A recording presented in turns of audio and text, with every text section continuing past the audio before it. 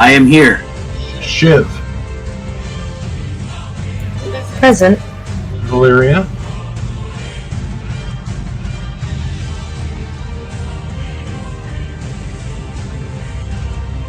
Rudy. Caves.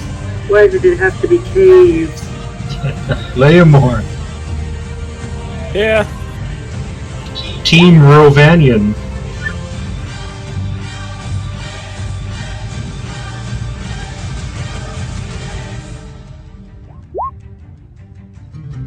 Can you guys hear me?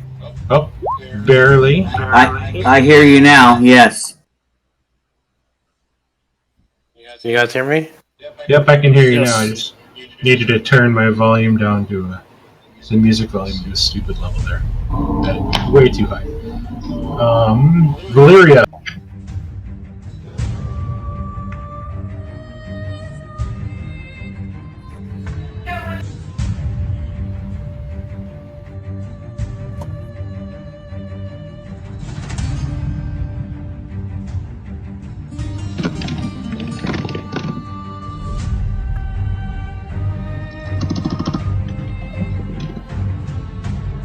I can hear you, Chris.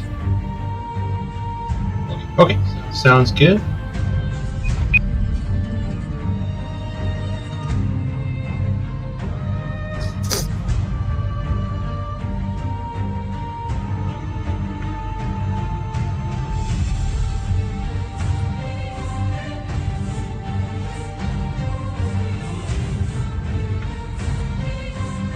I'm back. Can anybody hear me? Nope, I can hear you. I hear you now. Yep. Okay. You are heard.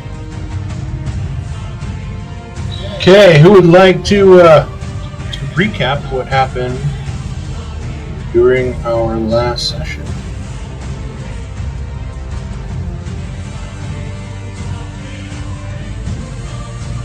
I can recap. Do it! I just saw Carla saying me. Do you want to, Carla? I have everything written up and everything. Oh. I'll let you get it this time. Okay. We're all talking. You might have to reload, Chris. Yeah, reload really quick, Chris. And then once you queue in,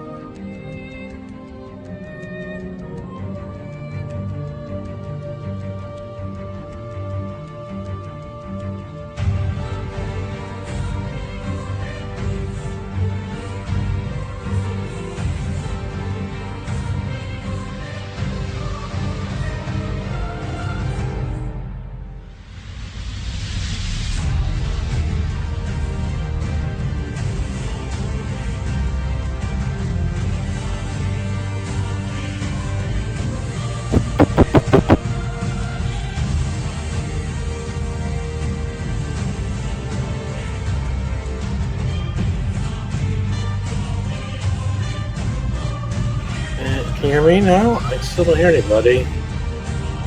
I hear you, Chris. Yep, I heard. Gosh, it's freaking gonna scare me.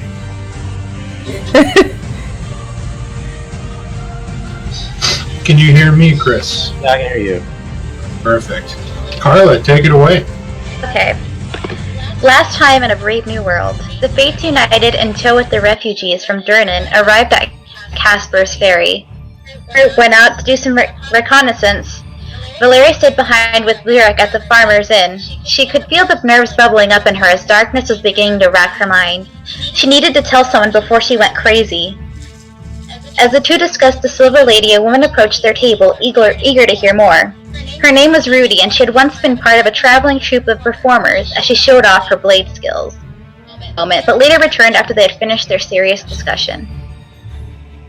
Back to the inn and delved into what they had learned. It was Elise who had gained much knowledge on these creatures. These rat creatures that had been terrorizing the people. Zarek introduced Rudy to the others and suggested she come along with her to to get in her.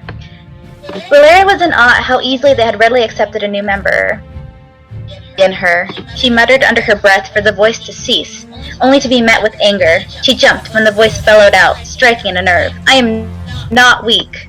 The noise around her died down and all eyes turned to her. She was breathing heavily, and little beads of sweat fell from her temple. "Who's calling you weak?" Elise asked. The voice in my head. He won't leave me alone." She rambled on about the voice and the dark thoughts it was feeding into her, to turn against her friends, to turn to its side. Peace of mind, but it was met with mixed signals. None, though, seemed to take her seriously enough. The voice continued on, pushing and prodding. At last, Thalion suggested she should get some sleep and perhaps it would blow over in the morning. Nation and answered with a fine. Derek offered to keep an eye on her so that no one would try to get to her, as Elise would be busy that night. Thalion suggested for Valeria to borrow Garshadow for the night to keep her company. She nodded again as the others turned to a new conversation. And as she argued with the voice in her head, bringing her nearly to tears, tossed and turned, almost afraid to go to sleep. She prayed for the voice to leave her be, if only for a moment. Fell asleep, she was near the rocky waters as she watched as two whales broke from the water, heading in her direction, but they soon morphed into monstrous tentacles. She couldn't even look away until a hand spun her around. A knight made of green asked, "Will you fight?" Unable to fall back asleep for a long time. The following morning, they set out for Applewillow, where Thalion's girlfriend was last seen.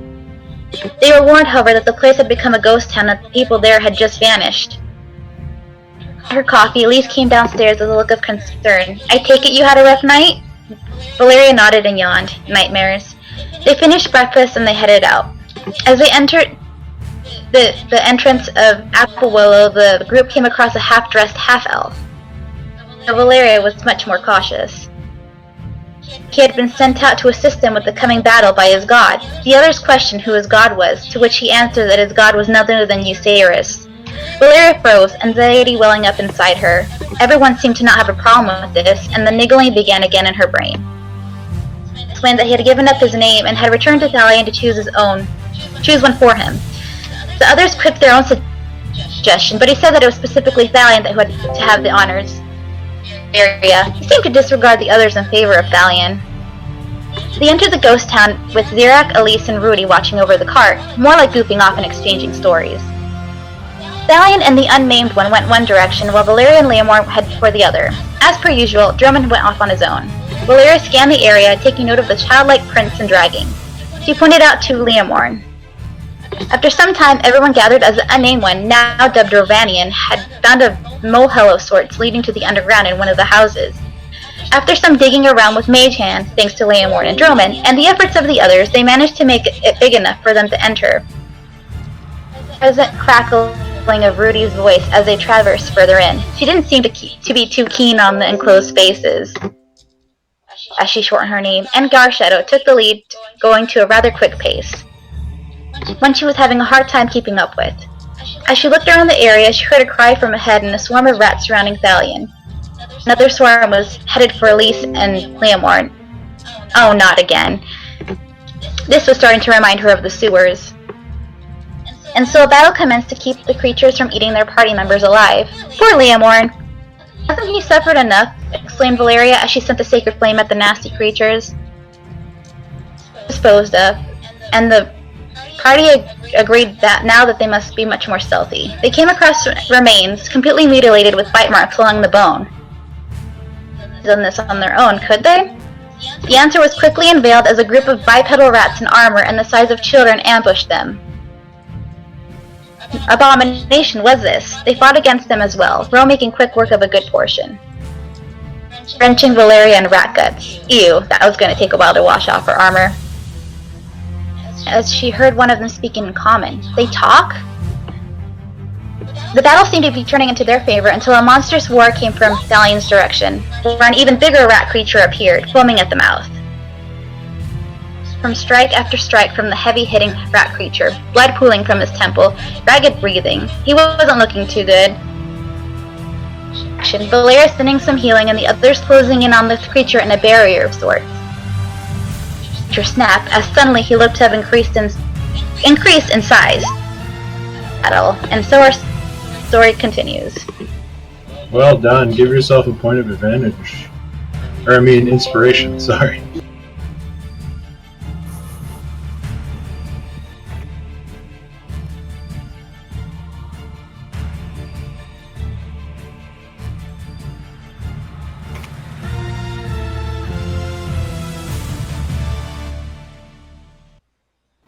Alright, let me move everybody back to the terrible, terrible Skaven one.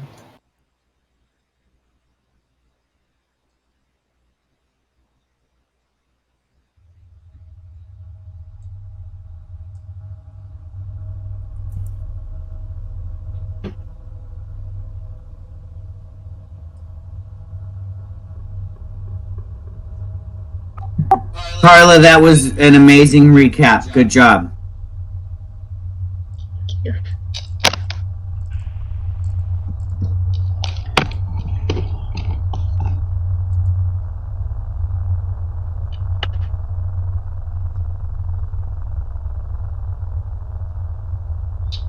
You and Brad, with your written recaps, are quite excellent.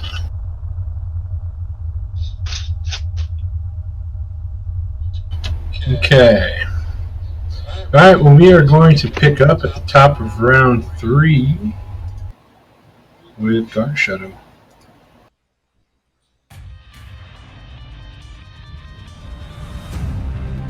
Garshadow is going to attack this large, massive rat before him. Okay. Sorry, give me a second. I just realized my things I had open closed. Yeah, same here. That's why it took me a minute to queue it up, because I forgot I refreshed so I could see Xerax token.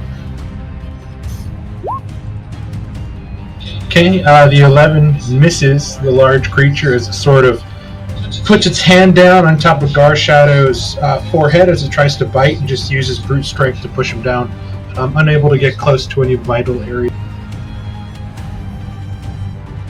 And that is his turn. Okay, Drummond. I'm gonna go get my knife back. Okay.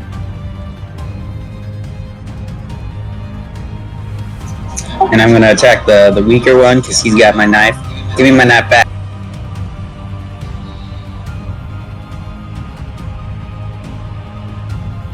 The 15 will definitely hit this guy as you sort of run in as they weren't expecting you to, and you totally just catch him by surprise and you silence him quite quickly with a rapier through the throat.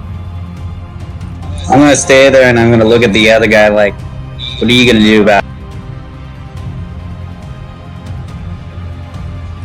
That'll be my turn. The rat ogre is going to now take his hand off of Garshadow's head. He's going to throw a punch right down onto the beast's forehead before lashing out at the person that threw magic right by him, which would be Lamb.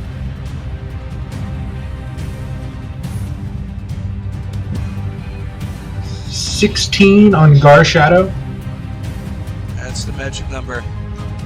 So, with a resounding crack and thud to the top of the lion's head, he takes 13 points of bludgeoning damage. And then there's going to be a backhand swipe towards Lamborn, who shot the ray of frost by him. Oh no. Missing with an 8. Lamborn, you hear the wind before you actually see the giant fist arcing towards your face, and you duck quick, and then you just watch it slam against the wall, sending mud and rocks and dirt everywhere. But now you're watching as this beast now is trying to get his hand free. Next attack on it has it bent. Give him the wrench. Rovanian. I'm gonna step into this spot and yell in rage at this rat ogre.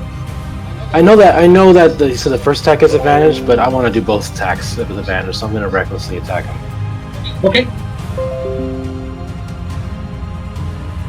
I'm gonna equal his rage with mine. I forgot to put my character. 1 second.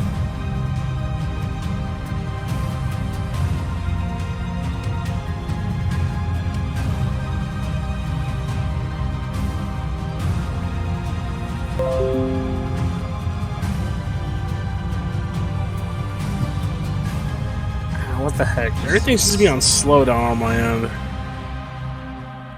Ooh, very nice. That is a crit. That is a lot of damage. Okay, so that is 32. 32 points of slash. And then 13. Well, there's a He's radiant gonna also. he'll take 16 points of slashing. Wait. Yes, that's right. 18 is your max, right? Yeah.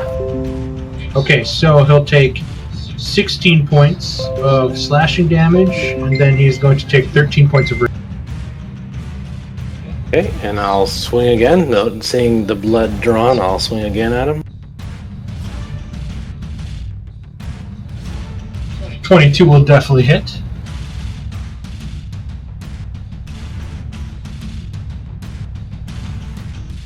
Very good round. I'll stand my ground, trying to draw his ire. Okay. Rudy, before your turn, he is going to lash out. So Garshadow is 1, Elise, you are 3, Rovanian 2, Leomorn 4, Rudy, you have 3/4 cover, but you are 5.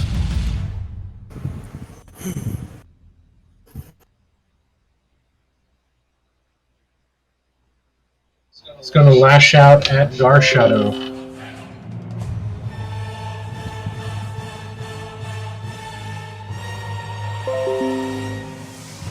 $14.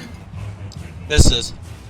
Garshadow manages to duck and weave underneath the hand that slams against the wall. Xerek, you watch as a new crater has formed in the wall and dirt even flies towards your direction with the brute force of the hit. Rudy, it is your turn. I wipe the dirt out of my eyes and thank them for the action. Rudy is going to move in. And she's going to make her attack with disadvantage from her true strike stance. You're going to what? I had true strike last turn. Oh, that's right, I remember. Okay, sadly the 10 does miss.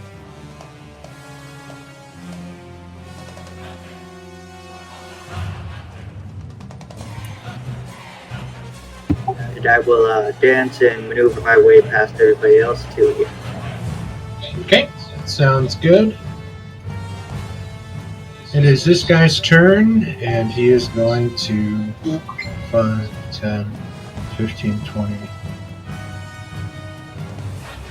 Ray of Frost was last time. So it's 5, 10, 15, 20. Okay, that's with his 10 feet of movement.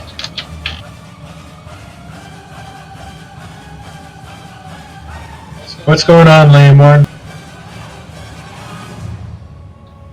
Can you not hear anybody? I can hear, but everything on the Roll20 thing's on like supreme slowdown. Like I don't get any of the action until like I reload. Do you have like a lot of tabs and stuff open? No, just this. Why don't you check really quick to see if your Chrome needs to update, and then when it gets to your turn, I'll ask you what you want to do, and I can just roll it for you. I could have sworn I had an update, but I can check. Okay. Elise.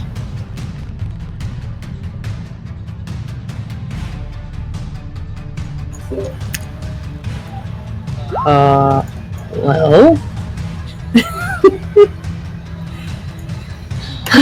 Balls.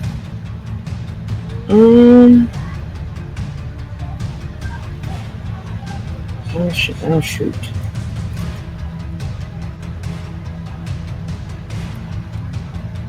Oh, I can't really do anything from that thingy.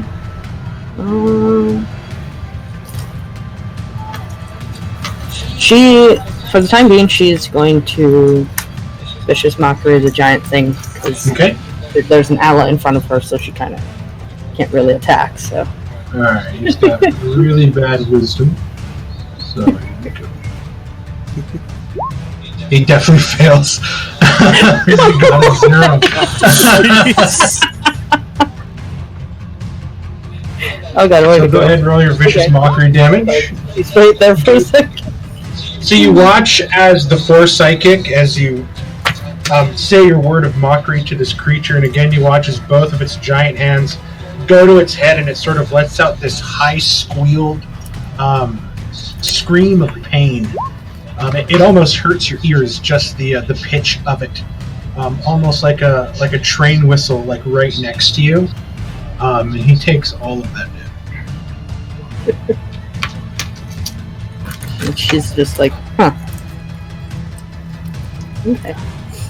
Okay. Okay, Rudy.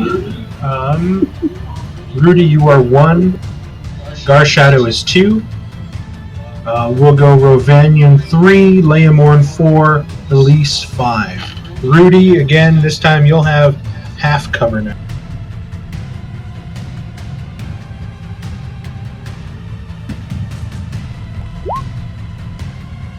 With a 6, the hand arcs towards you, Leomorn, and boom, crashes into the wall again.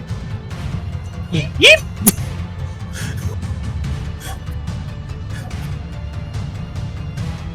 This one's dead. This one's dead.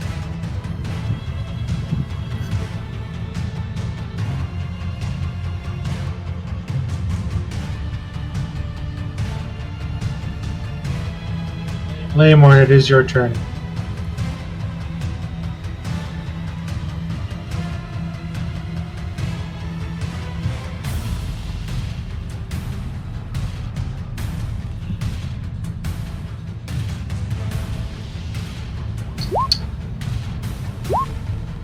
Leomorn?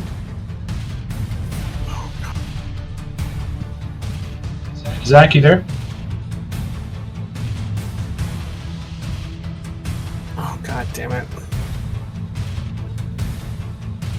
I can hear you. What would you like to do?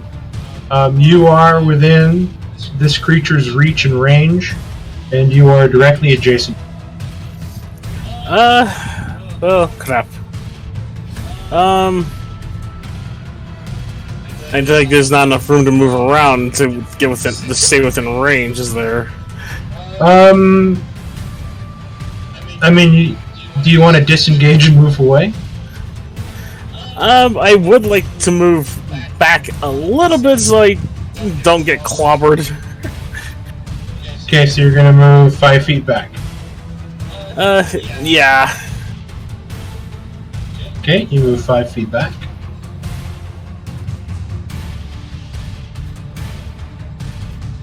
And, oh boy.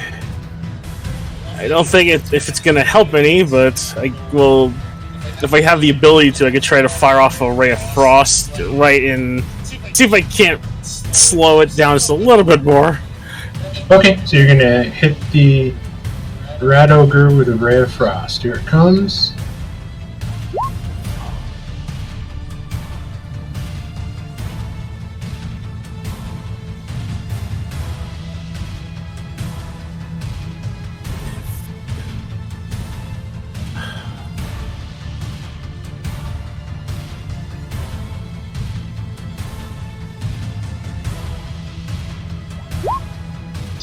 Leomorn, I'm sorry, but you rolled a natural one.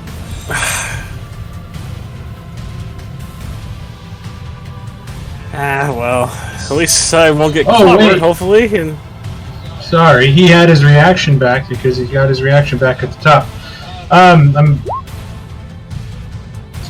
So, you'd have to use your action to disengage to get away from it, correct? So, would you like to stay within range and cast something at it? Or would you still like to disengage and try to move away?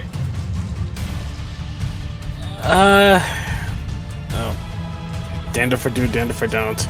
I'll, I guess, use the action to disengage and try to move back so I don't get hit while it's raging. Okay, it is going to... Well, no, it can't hit him because it didn't move as far away as Thalion did. Because you're still technically within its 10-foot reach. So... I mean, either way, it kind of sucks. Either way, you used your action to either disengage or you just move the 5 feet away, still within its reach, and you rolled a natural 1, which means any attack on you would have advantage. You can hope that my damage I did gets his attention when his round comes up. True. So we'll just say the next attack on you has advantage if anything takes an attack at you. Alright. That's fine. That was a lot more complicated than it had to be. Alright, Leomorn. Or sorry, Dalian is going to pull out a salve that he created to try and patch up all the major wound on them after getting smashed in the face. So I pull out my steel What bloom, salve is that? The steel bloom salve. I only made one of them. Okay.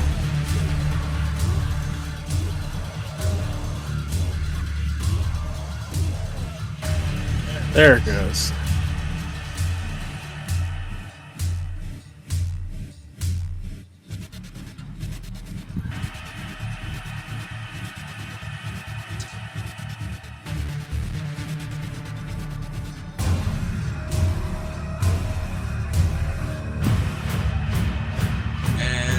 Oh, nice. Crit on that, too. That took my action, so that is my turn. Well done. I think all these guys are... Yeah, I'll be... Drummond, as you're sort of looking over at this thing, wondering what he's going to use his action to disengage. As soon as he disengages, there is a powerful smell that sort of wafts in your general direction, emanating from this creature. This very deep, skunky, musky smell that just kind of... And you see him dive into a small hole, almost as if a tunnel, right in this area. And he starts scurrying away. And he's going to use his action to... he's going to use his bonus action to dash. He's going to get the hell away from you. Yeah, that's what I thought. Let me pull your token on here, Chris. Put you right in the middle of the action. He's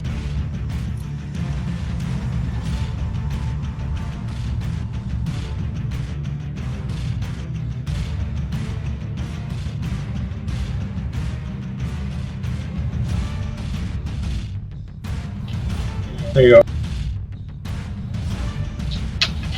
Okay. Yeah, and he wanted to get away from you, Drummond.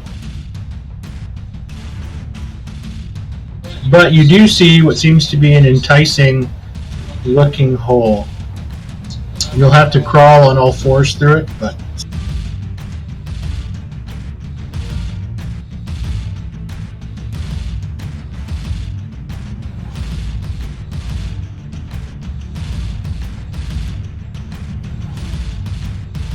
Zirak.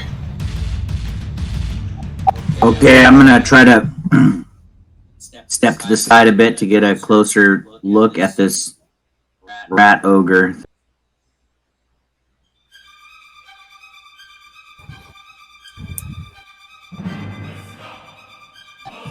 Awesome. Yeah, that's a close look. Did you do that or did I do that? I did that. That's I mean, it popped up like right massive in my face, so that was Zirak is like, oh, okay, I see it. What lovely teeth you have. Yes, he's quite a handsome guy. I'm going to try to call upon my druidic background and do something I don't normally do, cast very often.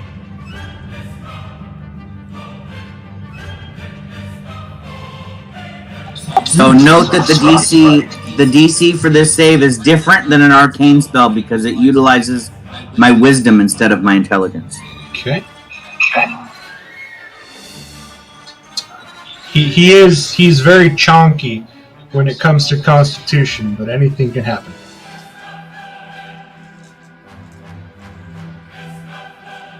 Oh, and he fails!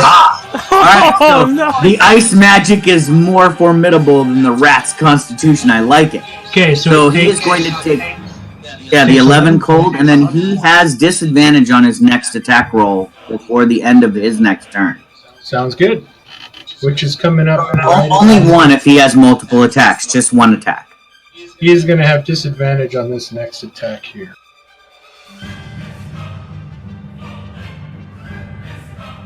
I think that's the first time I've ever seen that spell used in a game, so that's awesome. Yeah, and I was almost wasting my turn because I was nervous about not having it get pulled off. So thank you for not pulling a Lagozo and failing that saving throw. Delando used that all the time. Well, not all the time, but often. Did you? I thought you had like Ice Knife and stuff. I didn't know you had Frostbite. I had all the ice spells. Okay, so Rudy 1, Gar Shadow 2, Rovanian 3, Elise 4, Leomorn 5. I'm going to roll a d6. 5. So it is Leomorn, but Leomorn, good news. This is a disadvantage. And you have half cover. So you get an extra 2. So this should be fun. Oh my god. Why are you so mean to me? Wow! Everything was rolling in the right direction for you, Leomord. All the stars were aligned. I even gave him disadvantage to try to help you guys. So did I with Vicious Mockery. That still didn't work. Okay. I'm ready to take my lickings. I know you tore into him, Chris, but these are random lash-out attacks that don't specifically target something. So, like in the movies, you'll see the guy, like, all the tentacles, like, whiplashing the one dude in front of it, and then occasionally one will just randomly strike out and hit somebody 10 feet away. And that's kind of what's happening. As this thing's frenzy and rage is just building and you're watching the muscles sort of swell and it's screaming out in pain, it's just lashing out randomly. Sorry, Leomorn, but you take 17 points of bludgeoning. Holy crap! So, I mean, this thing cracks you in the ribs. You feel your sternum pop. You definitely have rib bruising, perhaps cracked ribs. And there's like blood coming out of the corner of your mouth, as you probably have internal bleeding. Like you just got walloped. So basically, like, okay, I think I'm gonna pull out. Valeria. I'm gonna cast Guiding Bolts at it. Wait. You still had Spirit Guardians up, didn't you? Yeah.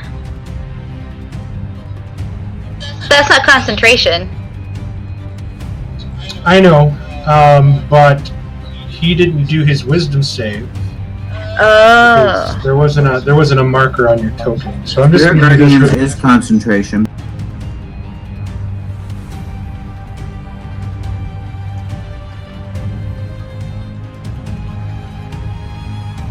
That's why all my jerk players that use Spirit Guardians take the Warcaster feat so they don't fail that save. I'm just going to do that since he is in it. And Mark. he's going to attempt Wisdom save at normal. 14. It makes it. Let me look at the Spirit Guardians, what it says. He should take half damage. Okay, so he'll take 9 points of radiant. Okay. I'll just do a Sacred Flame at it then. No, you can still do guiding. You can still guiding bolt. Yeah, because that Sacred Flame is just you're generating energy around you, and it's a free I think Guiding Bolt is also concentration, which is why she's thinking of not using it now. Is Guiding Bolt concentration? No, it shouldn't be. Yeah, I think it's just if you hit, then you just get advantage on the next attack against it. Okay. Oh, that's correct. But 15 hits. So go ahead and roll your Guiding Bolt damage. And then I'll give him the Wrench token, as whoever has an attack on him next has advantage, which should be Gar Shadow. Holy 12 radiant. Man, like when you guys hit, you guys do crazy stupid damage. It's awesome. Really? Okay. I never have that issue on my games. Garshadow.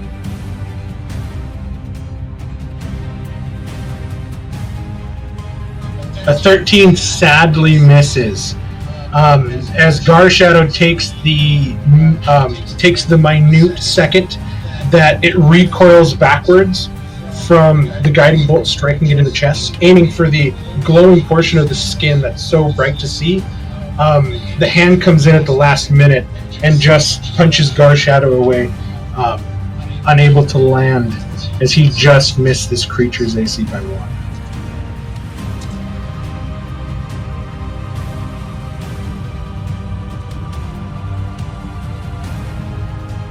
That's his turn. Drummond. I am going to pick up my dad. You wrench it free from the Skaven slave's shoulder.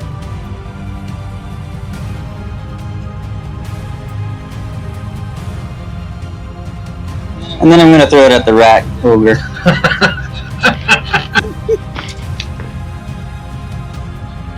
14's the magic number. You throw it, it does hit, but it hits pommel first.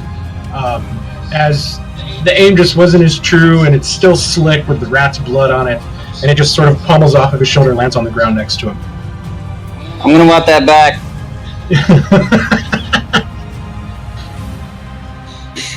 That'll be my turn. It is the rat ogre's turn, and he is going to attack Rovanian twice with advantage. Say that again? So bring it. Okay. First attack at Rovanian. 14, Yes. which I think misses. Yes. Second attack, a 26. That does hit. You'll take 5 points of bludgeoning damage. Okay, and Rovanian, it is your turn. Gonna recklessly attack again. Okay.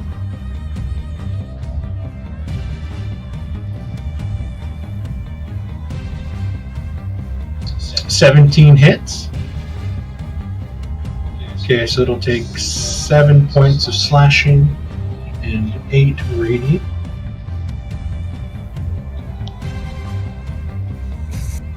And I'll give it another attack. 21 definitely hits. That's 6 slashing. And then I just laugh in my rage-induced glory phase. Finally, a worthy fight. You guys can see the green bar on him, right? Yes. Yes. Okay, so I didn't need to describe anything. Like the seams that have been sewn into the arms and the joints for the unnaturally thick skin and the muscles, they're starting to pop and come loose. But you're watching as literally the muscles are still growing on this creature. I'm gonna try something just see if it's because see it's mindless. I'm gonna actually move away from it. To there real quick to see if I can see if it's so rage induced. It might try to swing at me again. He is going to swing at you, burning his reaction as you move more than 10 feet away.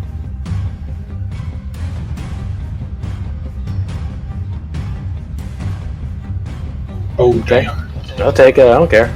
Okay, so that is... I don't think I actually built that in. So that is 13... No, 16 plus 5, 21. So... 21 plus 15, 36. So you'll take 23... No, 16? Okay, 1 second. Or 18. 18. You take 18 points of bludgeoning damage. And he has burned his reaction. Okay, and then I move back into my place again. Okay. Lamorn, you're free! Run! I'm a little busy tasting the ground right now, thank you. Okay. Here we go. Rudy 1, Garshadow 2, Rovanian 3, Elise 4, Leomorn 5. 2, so this attack's going to go at Garshadow as he mindlessly lashes out. This is a normal for 24. That's 12 bludgeoning damage to Garshadow. Rudy, it is your turn. He's going to take another swipe at this thing. Okay.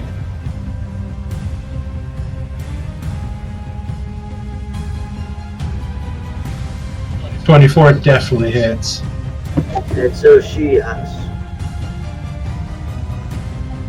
will swing, then she'll come back again, and she's just like a blade dancer technique,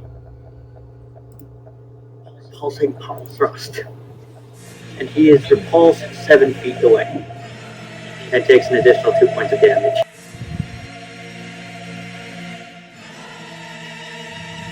No save, he just gets pushed back. His save was that I hit him. Gotcha. Okay, so he gets moved, you said 7 feet? It's 5 plus the extra feet that I rolled. So Okay, 7. I'll just move him 5 down the tunnel to here. Then he'll take, so that's 8 minus, so he'll take 4. And then I'm going to take a few steps back. Okay. This guy is out of here. Elise.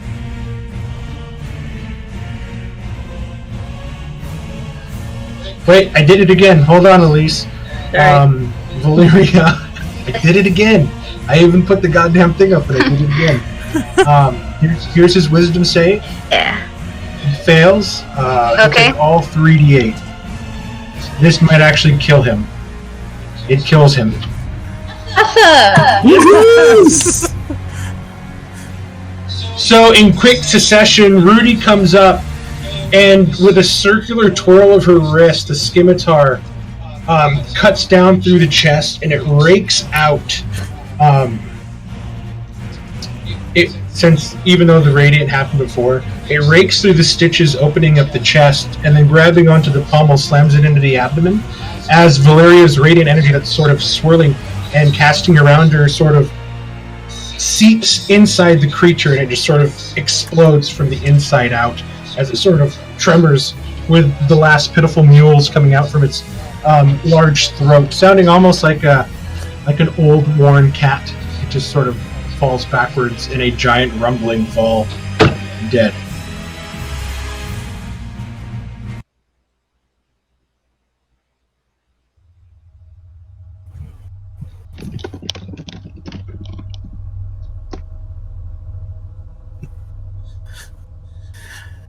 I think after hearing it fall, everyone would probably hear Leon's like, huh, he did it! He did...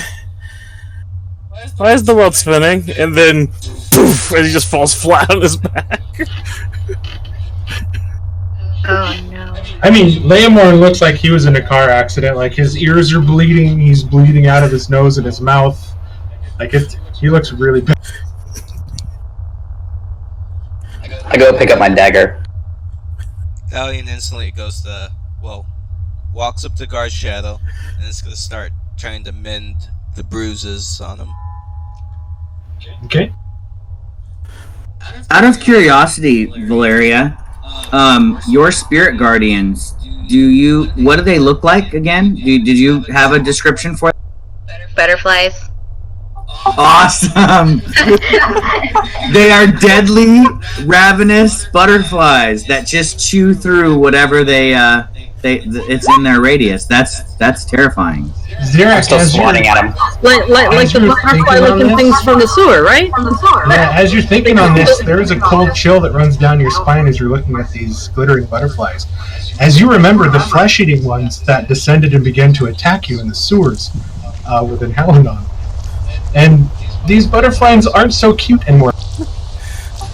I do, literally have a shiver going up my spine now that you guys all reminded me of that. Yes, Valeria took inspiration from Euceris, I believe, who was the one who fashioned that underground area. Good one. Maybe that dark voice inside her head is affecting her slightly.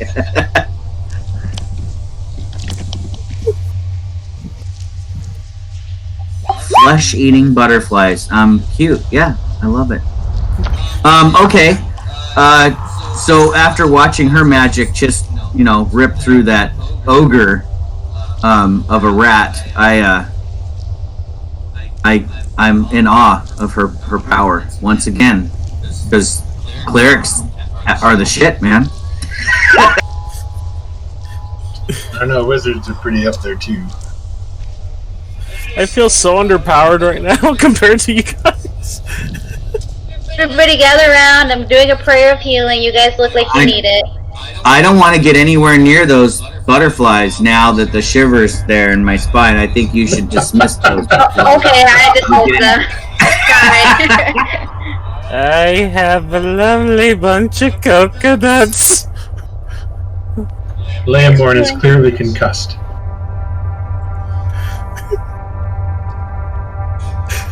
Well, I will let everybody else get ahead of me because, unfortunately fortunately for me, I took no damage and my arcane ward is still fully intact. So I will just stand back and watch Valeria do her wondrous miracles. Wait, am I in range of the prayer of healing too? Yep. Anyone within 30 feet. Yeah. Okay. I am going to inspect these rat creatures. Ravanian bows his head and thanks.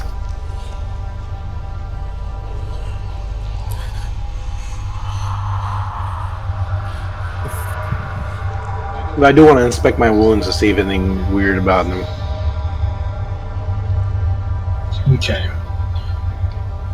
Let me pull up the proper... Somebody hand us to pull up really quick. Please. One more second here and I should have it. Which creatures are you inspecting, Valiant? The clan rats. Okay, so you go over and you look at the armored warriors and kind of what's left of them. And you see that the closer you get, the actual armor, it's very patchwork, like sort of crude rivets over layers. Like these things have been clearly scavenged and taken. You do find that the weapons themselves are not in the best shape, rusted, flaking, cracked, and you see that they have some coin pouches on their persons. I'll retrieve their coin pouches. They will Okay, so you retrieve 1, 2, 3, 4, 5. No, I have a light actively on, Rudy, by the way. The odd thing about this is, it almost looks like a really mockery of humanity that they are wearing and wielding weapons in a very human fashion, and even wearing coin purses. But the more you look on their persons, it seems like the only things they have on them are these coin purses and what they're wearing. The coin purses are empty, basically, just for show. Do you open them up? I do. You open them up, and you see that they're not so much coins, but you find chips of obsidian. What seem to be small bits of copper, long since turned green from tarnish. And what seems to be these sort of triangular iron chips. So obsidian, iron chips, and copper. Yes. Their own strange form of money. I'm curious if there might be some use for these, so I'll consolidate all of it into one pouch and take that. Okay. And that pouch now is probably 2 pounds. There's a lot of material inside that one pouch that you consolidated. So I'll tie it up and put it in the bag of holding. Okay. Should we chase down the one who held this thing by the leash? I have 2 questions. At least that's what my understanding was. And then somebody else said they were doing something before Thalion, and now I forgot. I apologize. Zirak and Rudy, what are you guys doing?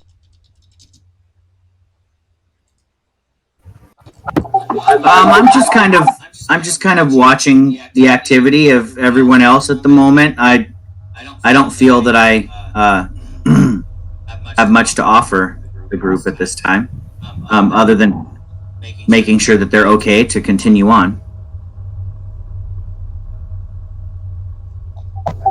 And I'm just taking it all in. I will respond to Rudy, though, as I look down and say, yes, it is always like this. Our adventures are sometimes even more intense than this encounter was. Oh, correct. Thank you, Mark, for that reminder.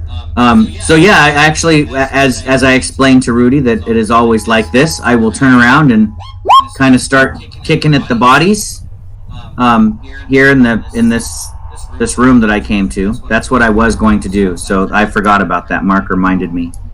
So go ahead, give me a active investigation check as you're sort of going through the bones and. So I just kind of look over at Rudy and say, yeah, so it has its ups and downs, see, and I start picking through the bodies. Like, sometimes it's fun like this, and sometimes it's fun like that. Like a mortician setting his sandwich down upon the dead body as a plate. Zirak goes to... As long as he doesn't use the skulls for puppetry. Okay, so with your 15, you find... This body is a lot fresher than the one that you all discovered where the rats first came from, the very starving hunger rats. But as you look, you can find that there's a mix of two bodies.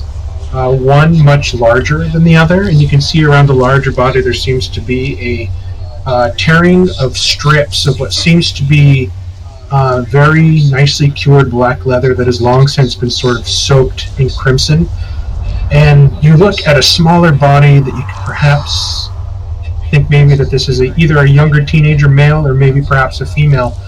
But the female body, you look upon the bones and you see that it has these sort of black spots that have sort of sunk into the bone, almost as if maybe this person was sick with some sort of disease. Some of the meat has kind of turned discolored. But you look around, and you see next to the larger body, kind of tossed to the side, what looks to be a sort of turtle shell. Off to the side, kind of covered in what seems to be like intestinal offals. It looks to be a torn coin pouch. And just underneath the pile of gore, kind of half buried in this muddy, stinky surface, looks to be a small circular wooden case. Okay, so pulling the front of my robe up over my face, I'll get down closer so that I can try and fish the wooden case out from underneath the bodies. Jareth, that's right. Jareth, as you were sort of taking a look at your new battle scars that you took as your rage kind of subsides, you see that there is a particularly angry-looking Rovanian. Yes, damn it. Oh, damn it. It's gonna take a while. You find that there is one particularly angry-looking scratch next to your rib cage that seems to be puffy and almost seems to be starting to weep with a little bit of thick, discolored liquid. I'll show it to Valeria, see if she recognizes it as a healer. There you go. What seems to be the matter? This wound does not seem like to be like the others. It seems like it may be infected. And I show her perhaps these are disease-ridden creatures for all we know. Do you remember people saying that there was a sickness that was not exactly like this, but like they were turning them into these monsters, like zombies, like... Well, we were told that an entire village was decimated by some plague. Perhaps these rats are spreading the disease amongst the villages, especially since Elise and I, and Leomorn, I think, witnessed the prints of these rat creatures all over a riverbank. And I was scratched by one. Rovanian, I walk up to you and I hand you a leaf out of my kit. Eat this. It'll slow any disease you might have. Shoot, I do not have the cured disease prepared. Ooh. Before. Well, I'll eat it for now, and maybe perhaps tomorrow you can revisit it. Alright, let's hope it doesn't get any worse by tomorrow. I'll try to do something about it then. I gratefully eat whatever leaf that Dalian gave me. You instantly recognize it as he hands it to you, and it's Silverleaf. Okay. I'll lightly pat Shiv and motion her to follow me, because I would like to get an examination of that rat ogre to see how the hell that thing could even be existing. Ooh, nice. You're going to do an autopsy? Not right now. I'm gonna first check out it from a distance. I don't have anything to help me with the close examinations. Okay, so you're sort of walking up and kind of looking at it from a distance. You could always ask to borrow a dagger. The odd thing here, Leomorn, is you're sort of actively watching this thing sort of rot and melt away before your eyes. It's almost slowly to your eye as you pay closer attention. It almost looks like a giant bouncy house that's beginning to deflate at a very slow rate. Oh, nice. Huh. Jump on it. I'll probably I'll probably first think about like trying to do one spell to at least make sure it doesn't do anything, but I'll just end up calling back.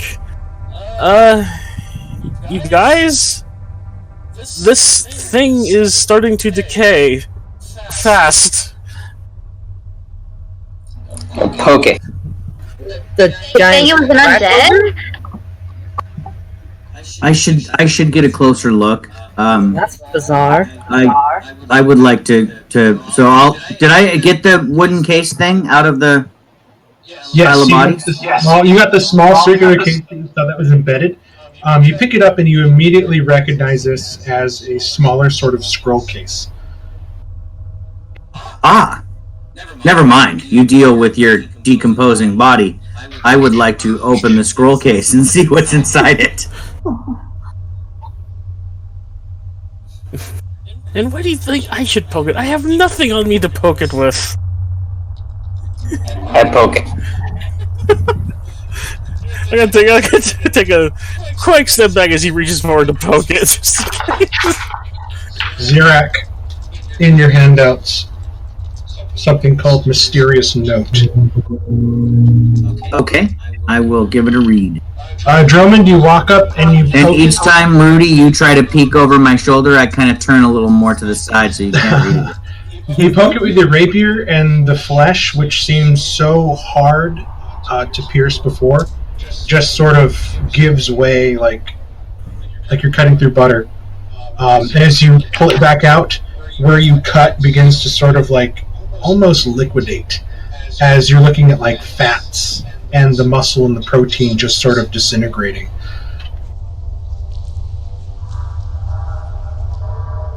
Well, I'm not the most educated person, but I'm guessing that's not natural.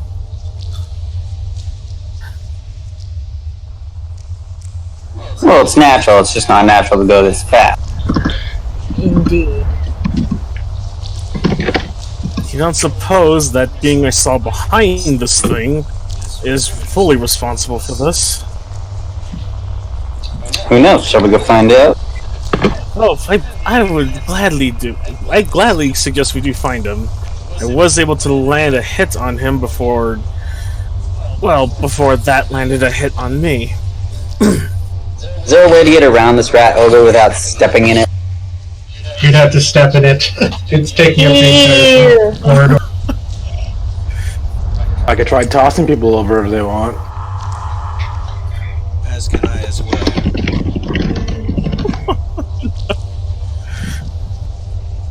This is the part where half the party wipes some bludgeoning damage from the landing.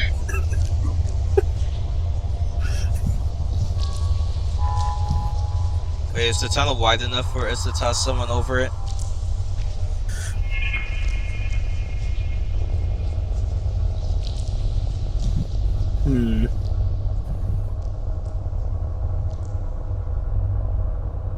Got quiet all of a sudden. Did you hear my question mark? Yeah, sorry, I was typing. I tried tossing Valeria over without hitting her head on the roof. She may have to do like a rolling landing because it's not a very high ceiling, as this thing was taking up like his head and shoulders were right there at the very top of this thing. So I'll say yes if your roll is good enough. I risk it. Want to try? I'm gonna try. Yeah. I tried to describe a type of roll to them as we toss them. I said this is called That's a a pretty tiger good roll. Valeria, you get flung through the air, and you course over the body, and then you look down, and you immediately remember that this is very slick, sloppy, muddy ground.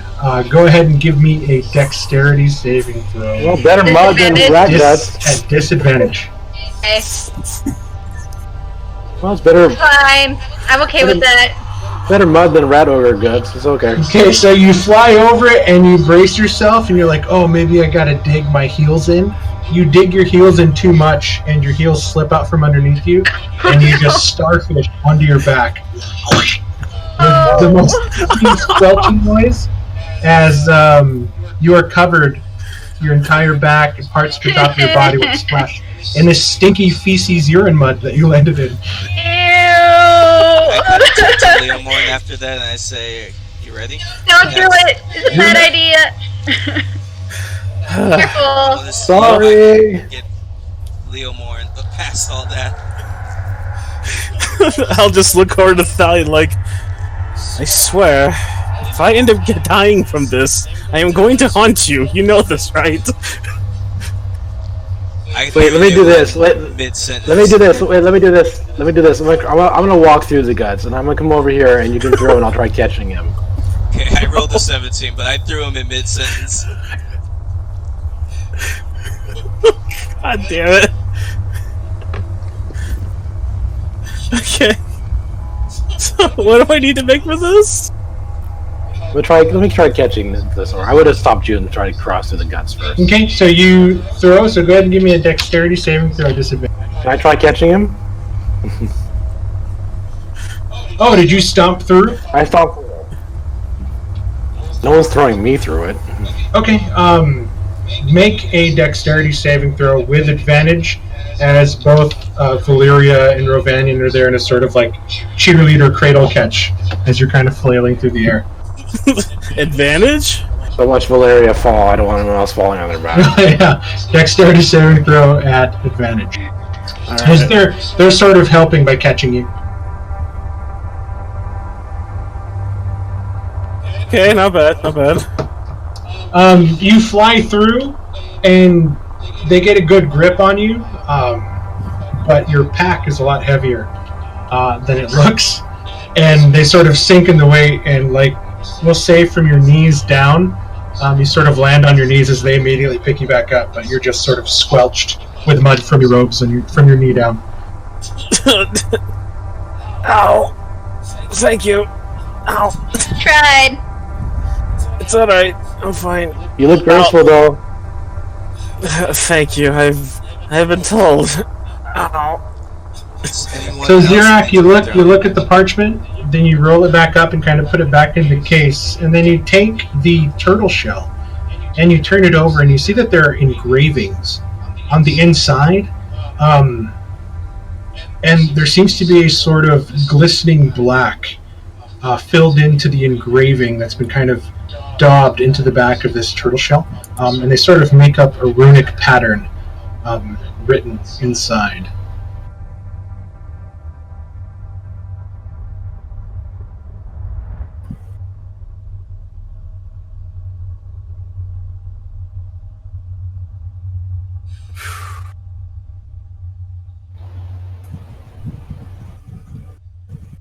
Drummond, Elise, Rudy, do you need to be tossed over as well? Nah, I'm just gonna walk.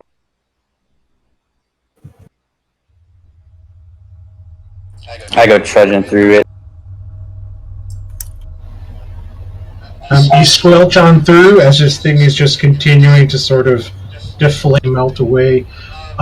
You look now and you can see some of the bones, and almost like they've been crudely welded together, like sections of bones, to sort of elongate the arms and make them stronger. And it is a warped piece of just some sort of surgery that was kind of used on this creature.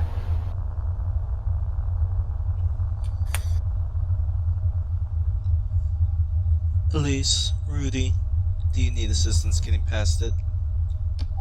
I should have no trouble. No, I think I can walk across.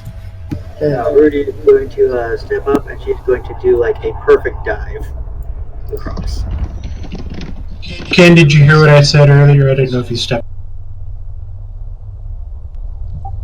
I'm looking at it now. But then you looked at the turtle shell that was also next to the body, and inside there was engravings, and the engravings have this sort of not transparent, this sort of like shiny black material, taking on these shapes of what seem to be a runic pattern, and as you run your finger on it, it feels kind of waxy. Interesting. Okay. Can you link your languages? Yep, I can do that. Okay. And as you sort of sit back and kind of study the runes, they are in a sort of floral elvish, and you can see that what seems to be inscribed into the back of this turtle shell is kind of taking the form of a spell equation, but it's much different from the way that you, as a wizard, or as Laymorn as a sorcerer, would sort of write out spell equations. And it almost, you get the gist that this perhaps allows a detection of noxious poisons.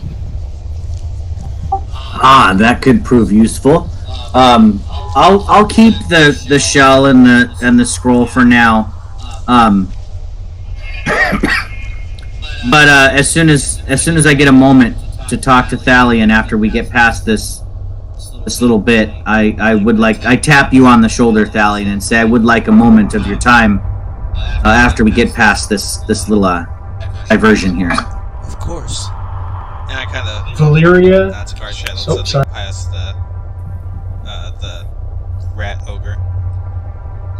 He does so, and he does it easily, landing with all the grace he can muster, though splashing Rovanian a bit with the mud as he lands, just due to the cat's size.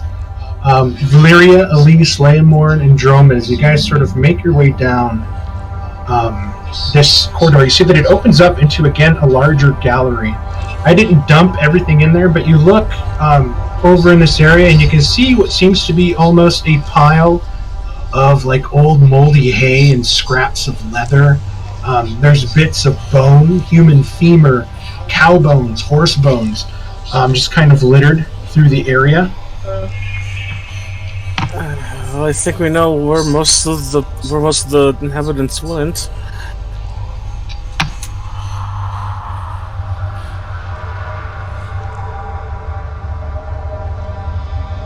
I wonder how many of these are in here.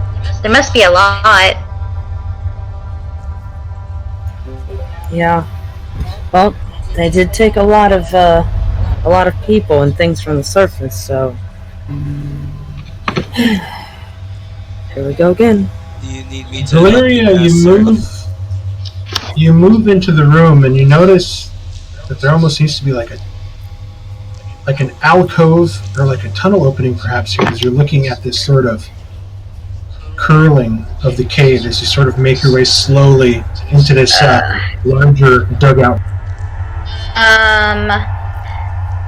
That looks kind of suspicious. And then she turns to Drummond like, I know you probably don't like people asking you to do things for them, but do you think you could check to see if there's a trap or something? Oh, it's okay. I'm used to it by now. I will go examine for traps.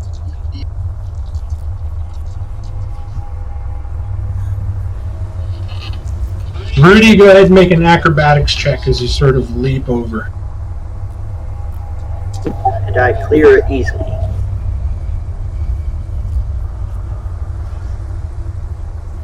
"13's good enough, guys. You were only using your force and weren't being thrown by somebody. Valiant uses running leap after, since I have that long leap. Okay, go ahead and give me an acrobatics check. Can I use athletics? That's what mine was on before. Well, I mean, it's athletics to jump, but this is acrobatics to make sure you don't fall on your ass in the mud as you land. This is for your balance. So you leap. With an acrobatics, you land. Rudy, as you just as you land and you're sort of starting to stand up, you feel this force next to you splash into the mud. Splashing this nasty mud on Rudy. You kind of get an apologetic look from Thalion, but you guys safely made it across. She pats herself down, prestidigitation, all the mud off. Nice. I will just pull up my robes and trudge through the mud. I've walked through sewers, so walking through this is disgusting, but not the most disgusting thing that we've ever done. Derek, give me a quick perception check as you're kind of walking through this body. Okay, so what you could see with your passive, as you sort of look around, is now as more of the skin is starting to deteriorate, you sort of catch something in your periphery and you look down, and you see what almost seems to be iron tubing inside of the melting meat, and what seems to be a dripping of greenish and black liquids inside. And wherever the liquids sort of touch, it just sort of melts away. But again, you look closer and you see all these different fusion points on the bones. It's just gnarly to look at. Like, it almost feels like this creature was engineered and made. That's the feeling I'm getting, that something built this thing and brought it to life, almost like a Frankenstein's monster type deal. Okay. Well, I will add that to my "this is getting weirder and weirder" list.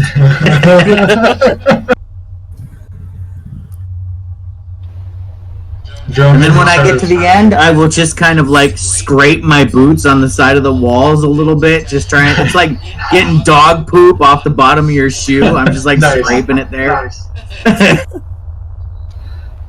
Drummond, you kind of make your way down, and you see the sort of like what almost seems to be like a nest on this side, but it's a big, massive nest, and just an amalgamation of different bones, just kind of piled and broken and cracked. The marrow missing, all the meat sort of licked and sucked off.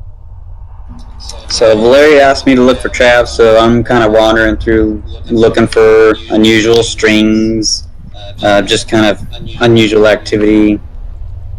Okay, you do have Valeria's light in there, so go ahead and you can either choose to use your perception or your investigation. I leave it up to you.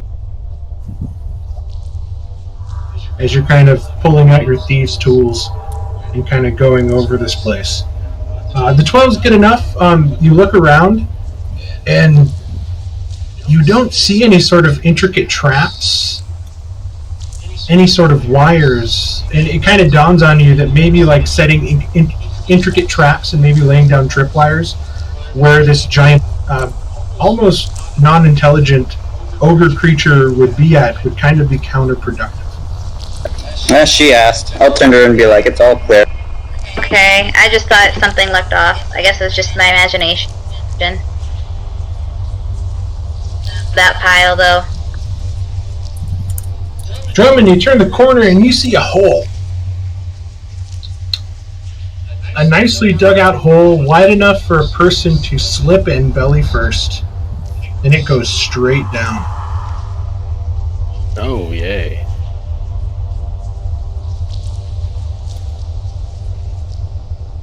You look down, and even with your dark vision, it is absolutely abyssal black. Is there a stone I can grab and drop it down? See if I hear it hit something? Yeah, I'll say that you're able to sort of chip one of the stones out in the wall and kind of drop. You let it go, and there's a faint that's just at barely the edge of your hearing. You completely lost sight of the rock. It was dropping for a while, but there was a sort of echo that kind of came up, but it was very faint. That's a long drop.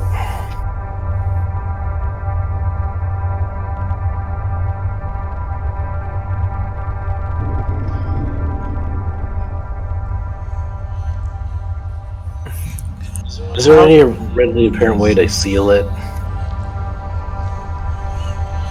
These things seem to be able to dig anywhere in here. They probably dug this place. You look at this thing, and this thing doesn't look like it was freshly dug. This thing looks like it's been here for a while. It actually looks a lot different from the other tunnels that you've seen. You can see where, like, the edges of it have sort of dried, and it's smooth from use, as if things were coming in and out of it.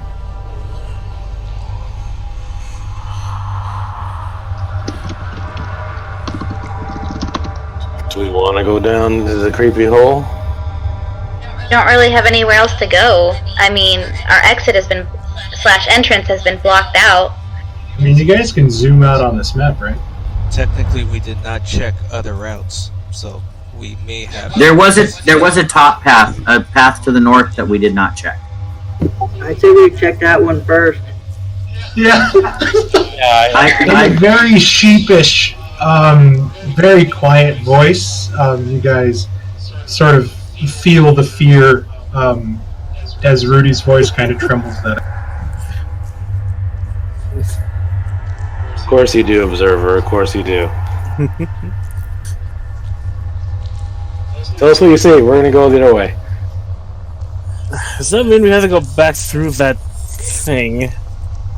Oh, yeah. By the time I get back, it'll probably be all gone. Maybe. I would scout this hole if somebody wants to hold a rope for it. I mean, I'll hold the My rope. boots are still dirty. I'm okay with trudging through it. Besides, if it's deteriorated anymore, I might pick up a little of what's left over for study later on. That's disgusting. We can check the other way, and if it's dead end, we can come back. A little giddy, like a schoolboy getting ready to do a biology lab. I run up to the rat ogre to see if there's still any bits of the pieces left, or if it's completely deteriorated now. Like a slowly burning parchment, your thick skin is the only thing that's left. And you can see where like holes are appearing and starting to grow wider and wider, sort of just revealing this sort of. I mean, the more you look at the skeleton again, there isn't just fusing. Oh, there's my light. There's riveting of like large bolts. What seems to be like panels screwed in, keeping stuff together. And next to the heart, there's this rusted iron capsule. And coming out of the capsule are more of these iron tubes. You see that a couple come out and kind of run up the neck towards the head. And then you see where some go out towards the arm, sort of closely following the bone. Okay, I would actually like to just shove my hand into its chest cavity and see if I can pull out this iron capsule. Give me a Constitution saving throw. Okay. I'll also move myself right into the middle. I'm stepping in its stomach while shoving my hand into its heart. As long as you don't yell out Kali Ma. Kalima! Did you say a save? A con save? A con save.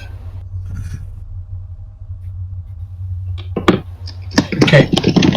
So you reach in, and as you bend down and reach in, there's almost this sort of heavy air as you bend down the closer you get. Almost as if you're passing through a thicker humidity in this atmosphere closer to the body.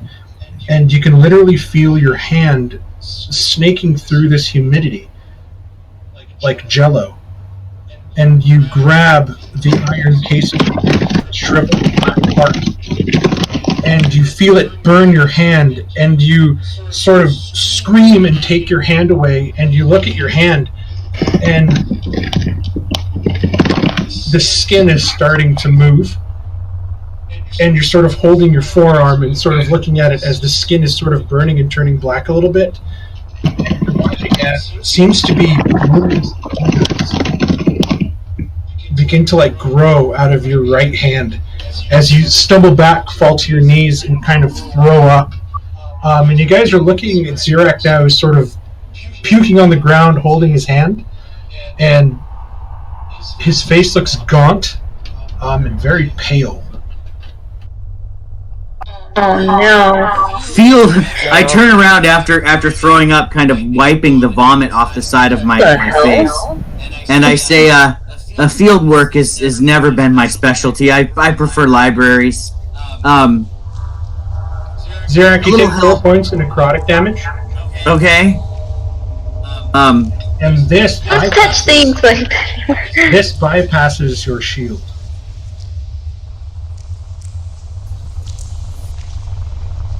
Zirak, Dalian's gonna walk up to you and like force a silver leaf into your good hand. Eat this quickly. I fear this might be the disease. I accept the leaf, but I'm going to trudge through the rest of this beast before I put anything in my mouth, because I don't want to eat anything while I'm breathing in the miasma that's spewing out of this creature. You take the leaf and you kind of walk through and you look in the area where you touched the case. The metal is starting to deteriorate. And as you look at what's inside the metal at a quick glance, you see these small black crystals. They almost look like obsidian.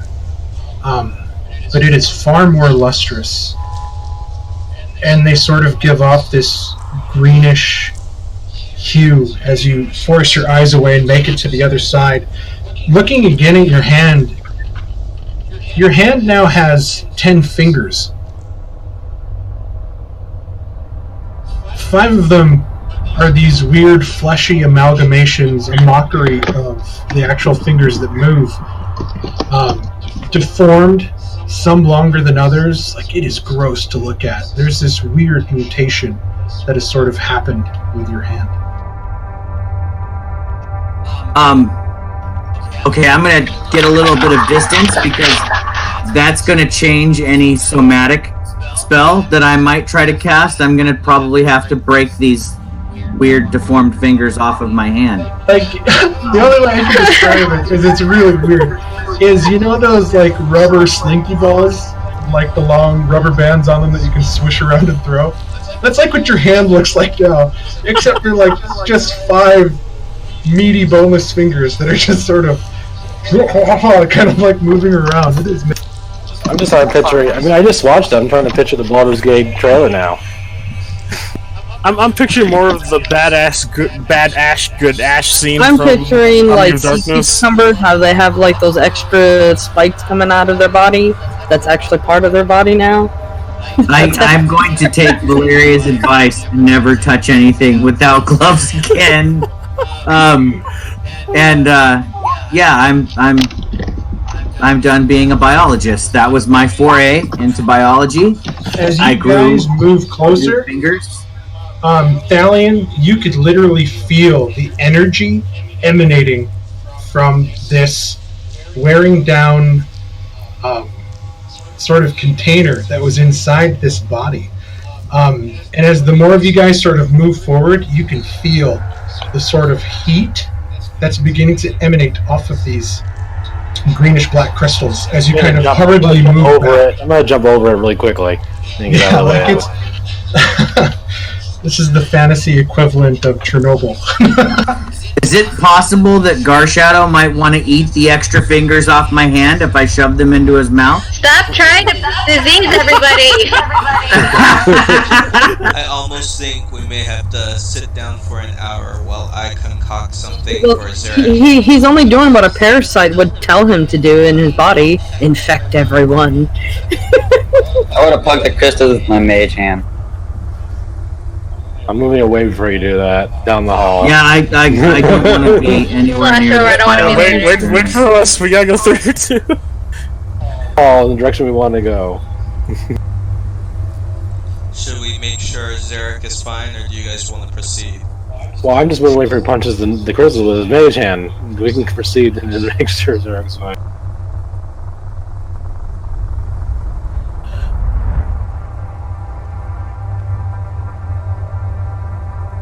Anything happen with the mage hand put in the crystals? You touch it with the mage hand, and you can see where there's sort of light that sort of, with every touch, it's sort of flaring with energy. Xerac, roll me a 1d4, please. Yeah, I was trying to figure out how to whisper he's that gonna just to you, but I can just roll it. Slash GM roll. He's gonna turn into a rat ogre. It's okay.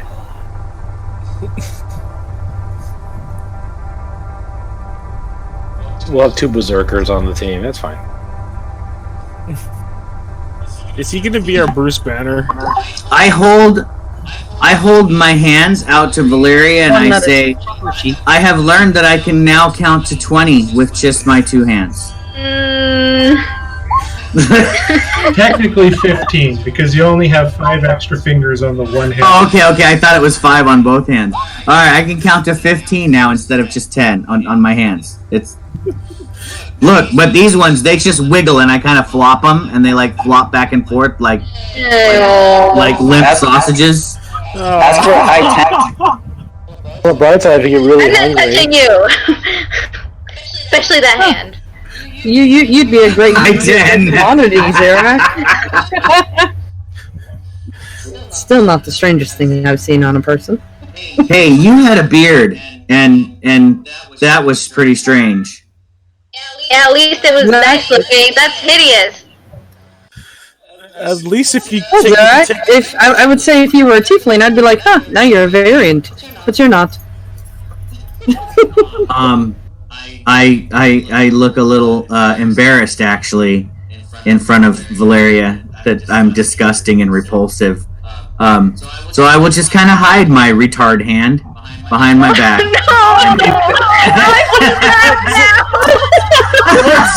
Well, Xerac, think about this though. If you take up the loot or something, I'm pretty sure you'd be very amazing with all those strings now. Nice. I have a really great grip. Yes, okay. very good. Yes, Stallion, if you could take some time to give me some medical attention, I will eat the leaf thing now that you gave me. That I'm through there. I think you're getting the wrong description of what I'm trying to lay out. So you're holding your hand out flat, and there's 3 fingers without bones, just flesh and meat, at different sort of lengths, growing out of the top of your hand. And out of your palm seems to be a long index finger and a thumb. It's like a hand is growing into your other hand. So it's not. It's not Have like you a ever fan. seen Full Metal Alchemist? It's not like a fan of fingers Kinda like what on happens your there. hand that makes it useful. It's just like 5 fingers chaotically grew out of your hand in places where fingers shouldn't be. Okay, that's a little different. Gotcha. Wow, that's even more grotesque. So you have meat tubes attached to your hand. Yeah. And I mean, you're looking at your hand, and then you're looking at this creature that you guys just fought and killed, and that was inside of it. What on earth was used on this thing? probably was used to enhance its growth, or I will eat the leaf, and hopefully I will watch the little extra digits fall off my hand eventually. And I will deal with the condition. So pretty much you had a small, somewhat minute case of radiation poisoning. Is kind of what happened.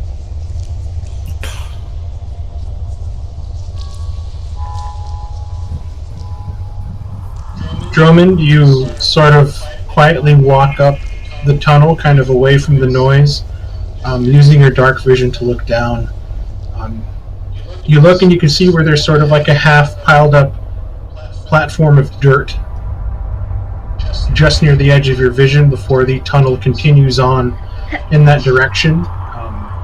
You also remember that there were tunnels back behind you guys where you first entered that you didn't explore either, as you sort of chose this somewhat westerly direction first.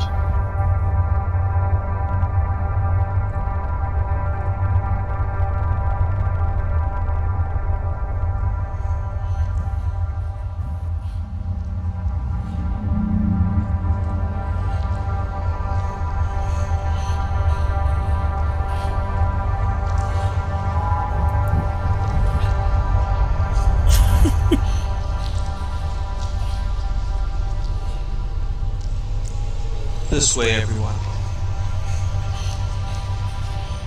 Right.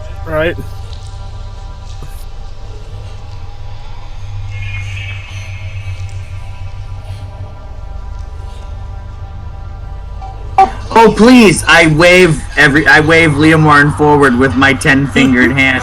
Please, after you. I'll probably just look at the hand like, are you sure that won't interrupt you with anything? I put my hand up, palm facing forward, so that the finger points out, and say, yeah, go that way. Like I'm pointing with the finger pointing straight out of my hand. Please don't. If that thing moved, I'm probably gonna freeze it off. Ooh, excellent idea. I do have that frostbite spell. I could just frostbite my own digits. See if they break off. I was thinking of a more concentrated... Giving the term cold hands a whole new meaning. Gentlemen, I do believe this leads back to where we just were.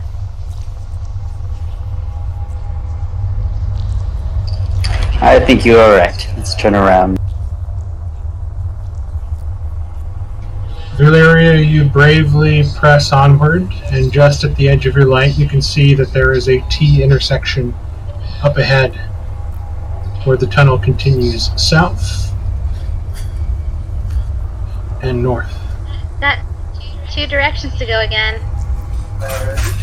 Should we go north? Well, I guess so. We could always go back this way later. Incline this way too. Pretty much, Chris. That's why they needed me in the party. So you'd run off a different direction? No, so he was the one that put stuff in his mouth and touched stuff. You probably have like 3 mouths now. I just wanted one of the metal pieces inside that rat, and then now I don't. Very much don't.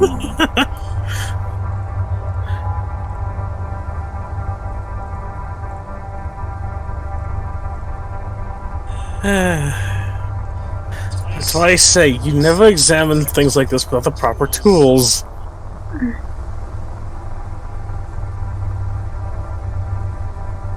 What's going on here? Is this a ledge to crawl up of? Everybody stop. Valeria, move back where you were. Is this a ledge to crawl up on? It's a ledge to crawl up on. How high? Valeria, go back to where you were. Here, right? Yep. We're gonna roll initiative. Oh no. Oh no! That's all on me, guys. I wasn't thinking about being stealthy. As you turn the corner and you see what seems to be beagle-sized rats look up, and then charge at you. Oh, God damn it. Mark, Oh no! Initiative is considered an ability check, isn't it? It's a dexterity check. It is. Okay, I have disadvantage. It disadvantage because your hand now? It didn't take into account disadvantage. I have the poison condition, guys. I'm poisoned. So yeah, I have disadvantage on all attack rolls and ability check. So I'll take the 17. Wait, why did it roll 4 times? Because you're awesome. Your extra fingers were hitting the button. No, I think it's because I hit the button twice, and maybe it rolls twice when you click disadvantage. I don't know, but I'll take the. You multi-fingered it. I guess it's a 20. I'll put a 20 on. I can't believe I got a 1. Twice already.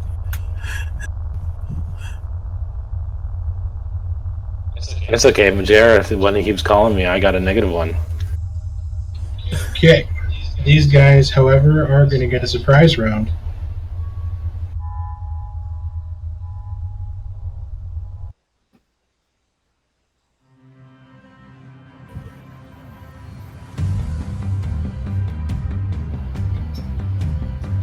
Five, 10, 15, 20. It's going to make some room. Screech! Where did my sheet go? Oh, cute, a puppy. Oh no, it's a rat. It's a rat. It's a rat. Yeah, think of like a Labrador Retriever-sized rat. Oh, God. ROUSs. ROUSs, yeah. Up at auto roll damage, but that's a crit on you, Valeria. Okay. So that's 6. We'll do 6 plus 1 for 7. Okay. I forgot I haven't used these guys in a while. I don't think they really exist. It's not real damage, Valeria. They don't exist. Okay. Okay, number 1. 5, 10, 15, 20. 25.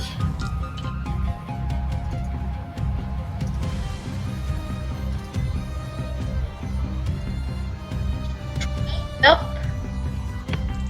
6 points of piercing damage. He gets you right on the back of your calf muscle. Ugh. Guys, I'm getting eaten alive by rats. Go save her, Leomore. 5, 10, 15, 20. I would love to save her, but I'm apparently surprised by these giant rats. Rats? What rats? Oh God, yep. 21 for 3. You guys are watching now as these sort of... They almost look like beavers. Like, they're really big, and they're jumping out, and they are attacking Valeria, who sort of blindly turned this corner. And this guy's going to move in and out. He will trigger your reaction on this. But I don't know if you can... Can you take reactions on a surprise round, Ken? No, you can't take actions or reactions on a surprise round unless you have an ability that says so, like a barbarian. Okay, so unable to really get a hit on you as he moved in and out. This time you did manage to sort of slam the top of your shield down onto this creature, make it squeal and revert. Now we're going to start at the top of the round with Drummond.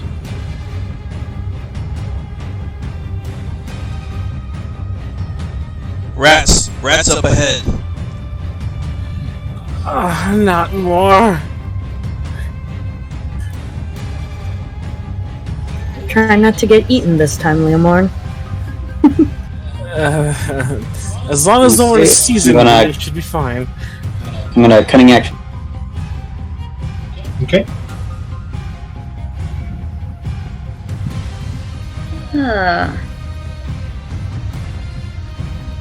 So I'll be there in Thalian space. I'm gonna throw my favorite dagger, and then I'm gonna go move back behind guard. Maybe he just needs to resort it. Oh. I must have sorted it before you changed the number. But you said you rolled a 17, correct?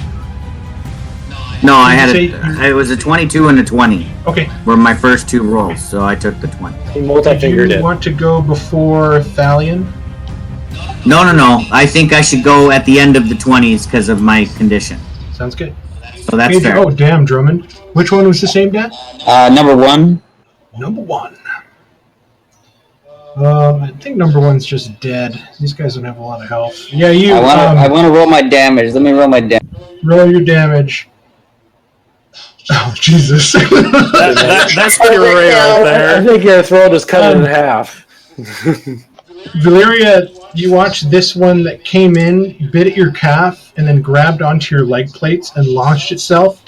As its mouth opened wide, and you can smell the rancid breath coming out of it, as a dagger flies through the mouth, hurling it backwards, pinning it against the wall. That's my new lucky dagger. I want it back. Okay. That'll be my turn. Rudy. So, Rudy is just Note to self, never steal daggers from German, ever. So Rudy is currently in the dark about everything. So she's just ready for action. What's that? I was making a joke. Really in the dark, or just figuratively? Well, right as of right now, I am currently completely in the dark. Yeah, because So there's I'm no going to light. just ready my action for in case anything attacks me. Sounds good. Garsha. Garsha is going to charge forward in front of Valeria and bite at number 4. You gonna pounce? Yes, actually. Okay.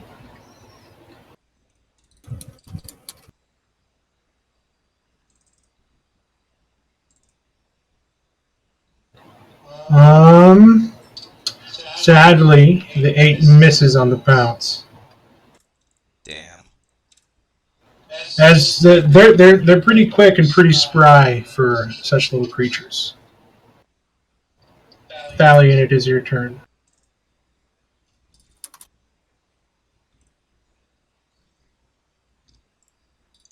Valeria, to move to your left a little, and I'm gonna stab past her at number 3.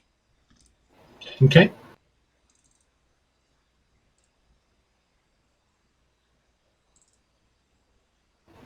Oh, damn it. A 9 misses. I'm gonna spin the glaive and use the opposite end. Okay, give me a dexterity check.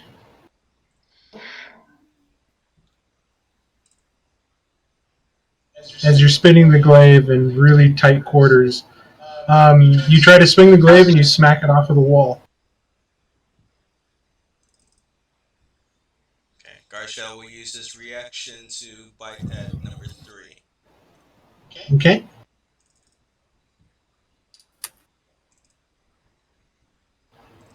Garshadow just misses.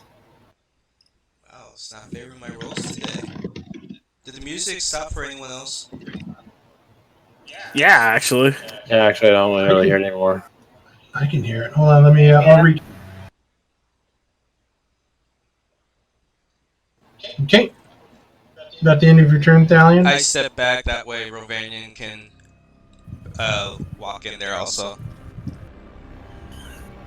Zirak, you feel winded, very tired. You're sort of having to brace yourself against the wall. Even as you're walking, you throw up again. You feel all out of sorts.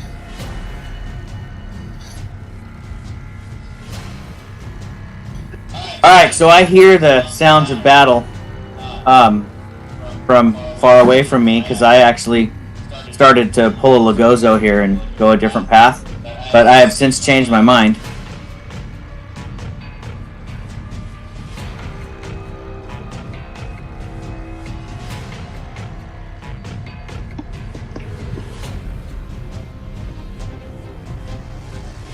But it looks like after I move, I still don't see any enemies. So I will take a mental calculation of the spells I know that don't have somatic components, and I'll take the dodge action. Okay. Valeria. I'm going to take out my mace and 3. It's like, excuse me there, Garshadow, and kind of need to get it through. And she's gonna go for Ariana's Rose. 19 hits.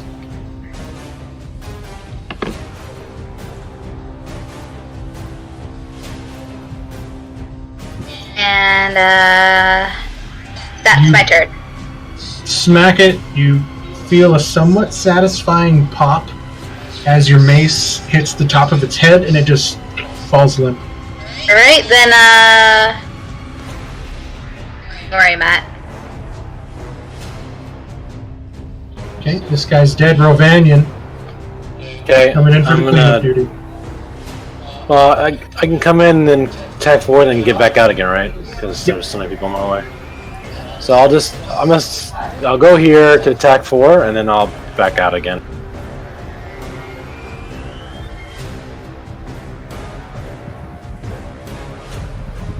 So the 14 hits. Roll your damage.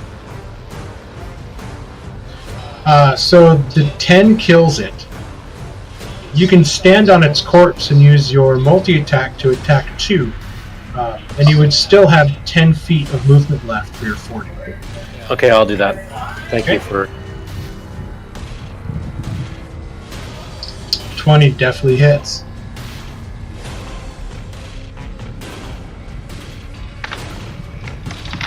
And that one is dead as well. Picture, they say slashing through one, then stepping over and slashing through the other.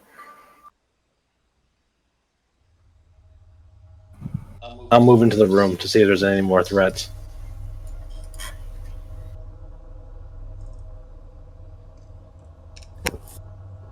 Are you okay, Valeria? I'm okay. I had a couple bite wounds here and there, but, I mean, I don't think I hope I don't have the plague, actually. You look around, you're okay. Okay. I think it's just me right now. Rovanian, you look in and you see that there are, again, some chewed up bodies that were being eaten.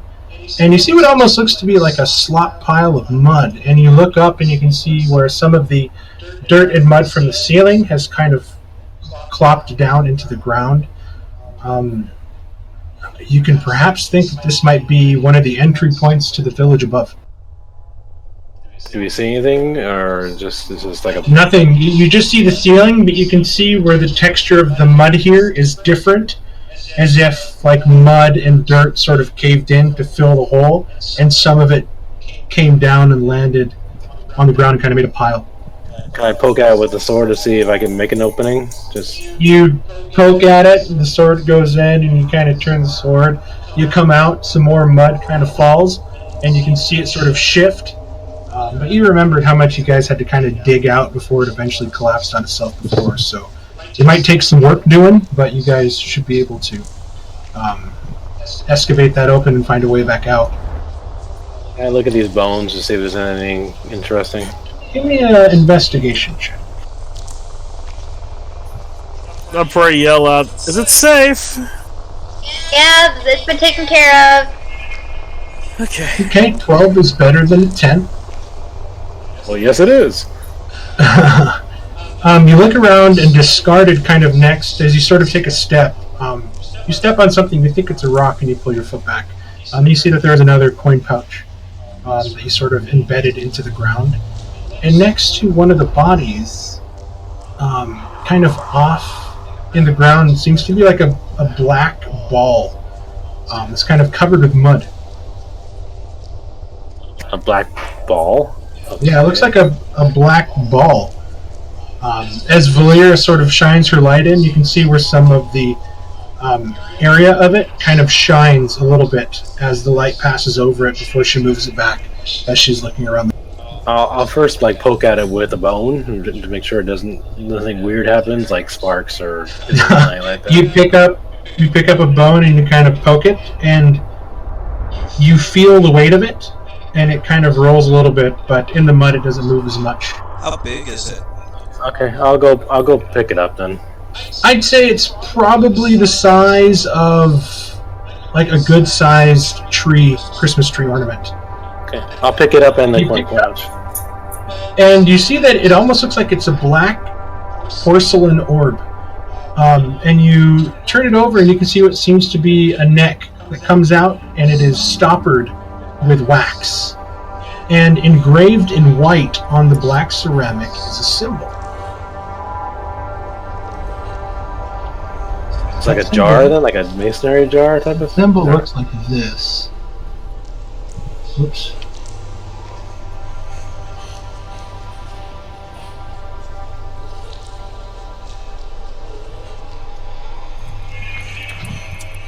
The circle with the arrows?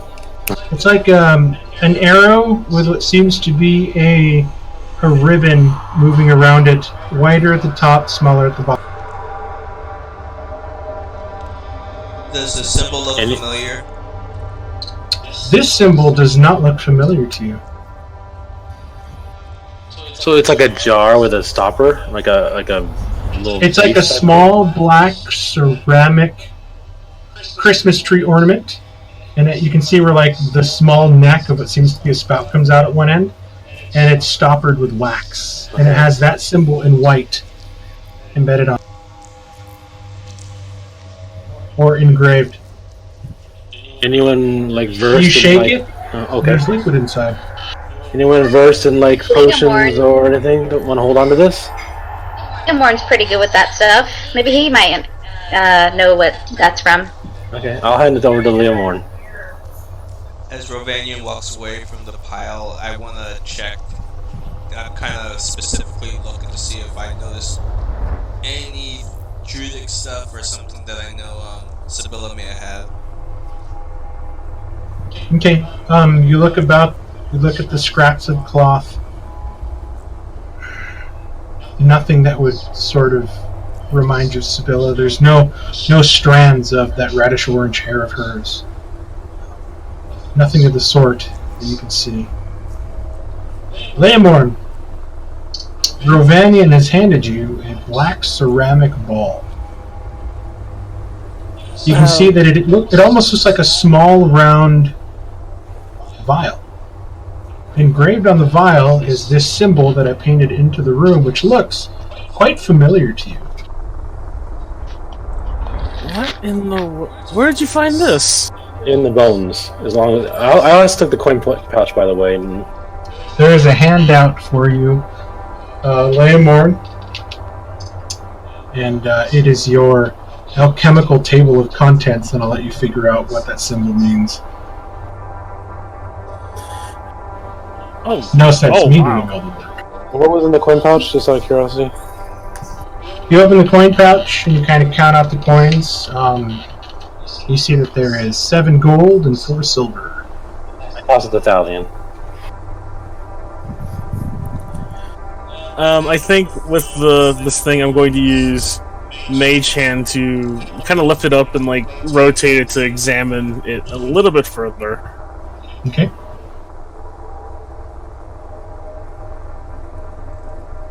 Yes, Thalion. I'll put it in the bag of holding for now to split up with the group later.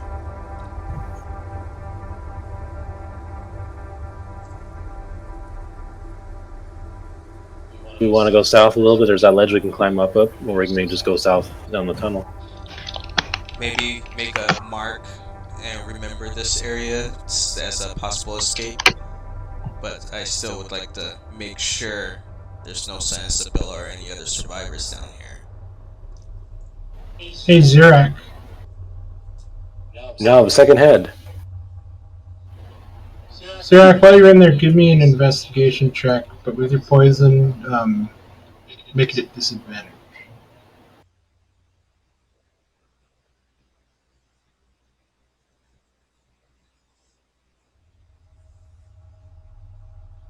Sorry, I was adding some roleplay there. I pushed through the crowd to get to Valeria on purpose. You asked for a what check, Mark? Give me an investigation check, but with your poison condition, since the hour isn't up. Yes. Go ahead and make it a disadvantage. Good, you rolled better than your 10. I sure did. You look around as you sort of walk in, and you just kind of inadvertently kick something with your foot. And you remembered glancing at Rovanian holding something in his hand as you kind of trudged past, and you look down and you see that there is another one of those porcelain balls on the ground as you're beginning to sort of ask, Valeria, is there anything you can do to help me? I check him over to see if I can figure out what it is that... The timing is perfect, because as soon as I see the little porcelain ball, and she reaches her hand out to kind of check my forehead for fever or whatever, I jump back. What are you doing? And then I kind of use one of my many fingers to point at the thing on the floor that I just kicked and say, I don't want to step on it. It might release some kind of spores or something that will poison all of us, and we all may die or end up with retarded hands as well.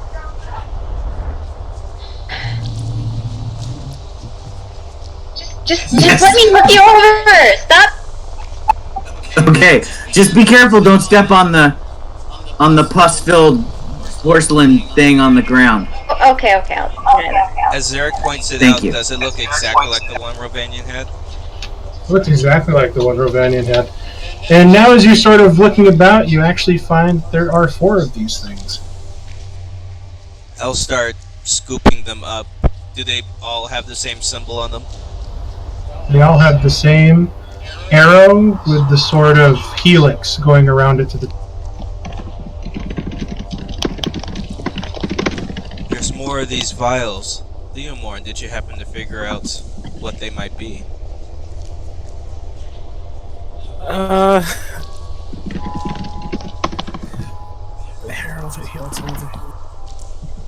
know I saw this before. I honestly know I have seen this before.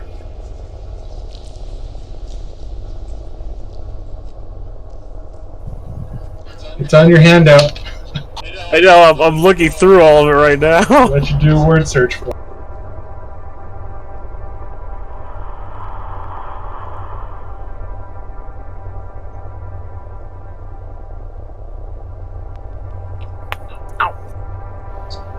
Valeria, what do you do for Zirak as he's sort of asking for your aid? Because I don't know what he's... All I know is that he's throwing up and he says that he's feeling dizzy. I don't know if I would... I know what is ailing him, or should I, make a medicine check to see if,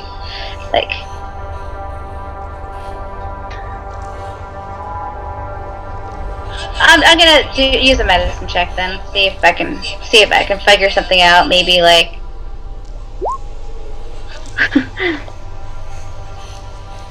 Wow, +6 and she gets an 8.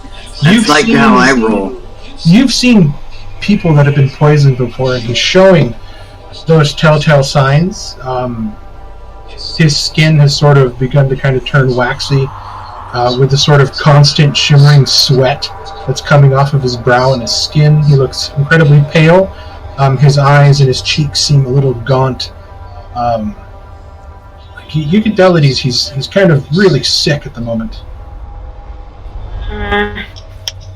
Okay, then I think you might be poisoned. Let me help you. And so she goes and puts one of my spells. Did you eat the leaf, Zirak? Has it helped at all? I did eat the leaf, but whatever I touched, and I kind of looked down at my hand again, it seems to have been more powerful than the leaf.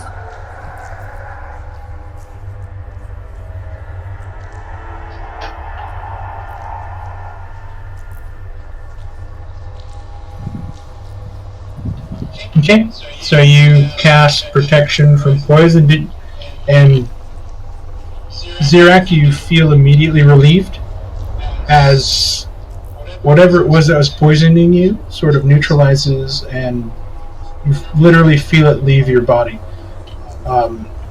Valeria, you watch as the color sort of returns to his skin at your spell. I look down at my hand. Does that also change at all? The fingers are still there, but you're noticing as time goes on, they are shriveling up on their own. Oh, I reach out almost with my 10-fingered hand to put my hand on Valeria's shoulder to thank her, but then I quickly put it behind my back and reach out with my other hand and say thank you. I do feel so much better. It's good. I hope I can be more helpful for everybody now that I feel better. Right. Remember, don't touch weird things about gloves. Xerac, for the next hour, you have advantage on saving throws against being poisoned. And Excellent. you have resistance to poison. And I look at Valeria and I say, see, you know, you keep adding up all these good deeds, and pretty soon that dark voice will be shut out. Valeria gets quiet. I hope. I'll just keep asking you for help, and if you keep doing it, maybe it'll tip the balance. Xerac, if you can help me if we proceed forward to memorize this area, this might be a possible exit, as I point up to the loose dirt up above. Drummond, you move down the tunnel and you see that there's an intersection.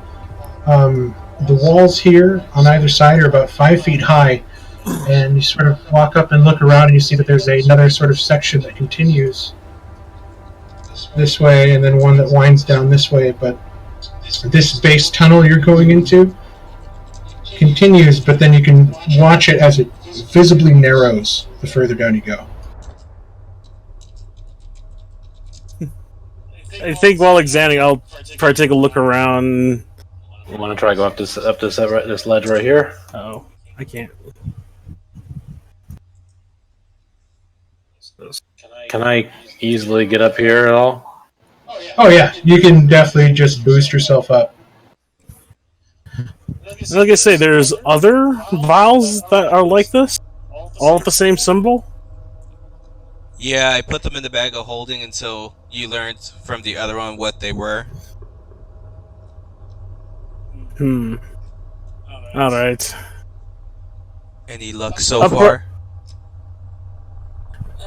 With the better lighting, I do think this means purification. Purification? You mean for diseases? I don't know, honestly. I mean, purification could mean anything, honestly. Although, finding this in this condition, the fact that it is still intact with all these bastards flying around, I'm surprised none of these broke. Rovanian, you boost yourself up. You look down, the tunnel goes on for a while before it narrows, and it seems to kind of end up here, but then also there's a leg that you can see that kind of continues to the west near the other. I'm gonna go down slowly and listen while I go. Try to be stealthy and listening. Okay, so we'll say you're moving at half your movement, slowly trying to make sure that your feet don't splish and splash through the mud. And go ahead and give me a perception check. I'm going to go ahead and climb up there with Rovani. You're moving down, you can hear the dripping of water that seems to kind of echo through this place. Some sort of water source constantly keeping it in this weird moist condition. And that's really all you're able to pick up. Just the sound of the water kind of splashing in puddles and echoing around you.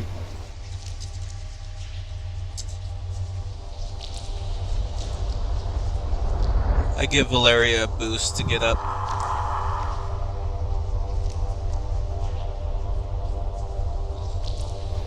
Quick, Tally, and give me a dexterity check.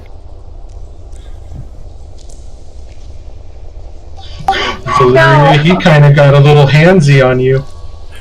Oh no! Oh! Flipped right up the inner thigh. It was an accident! Unarmed attack, slap. Good thing she has that armor, you know, the plating there. Talion casts harassment.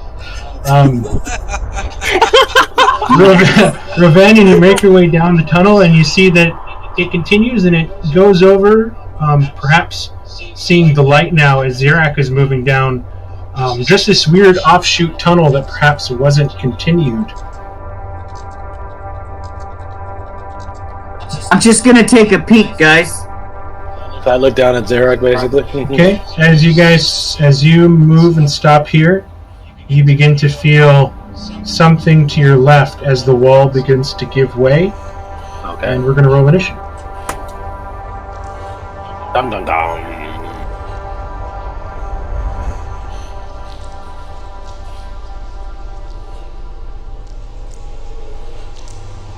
We're definitely clearing this place out. Mark, is there? Do we? Well, I never mind. I'm sure you'll describe why we're rolling initiative, like what we hear or feel or anything.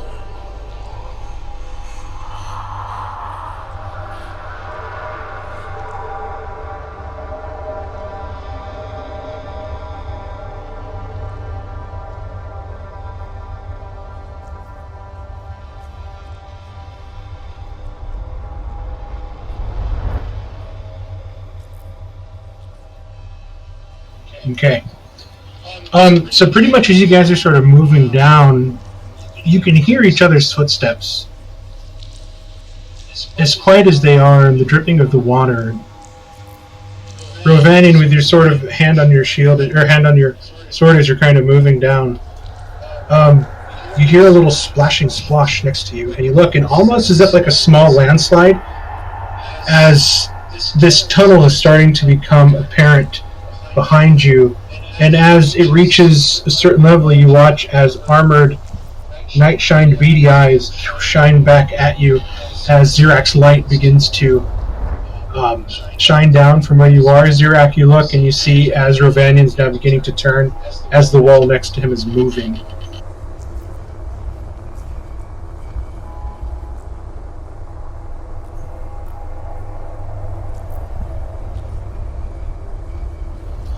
All right.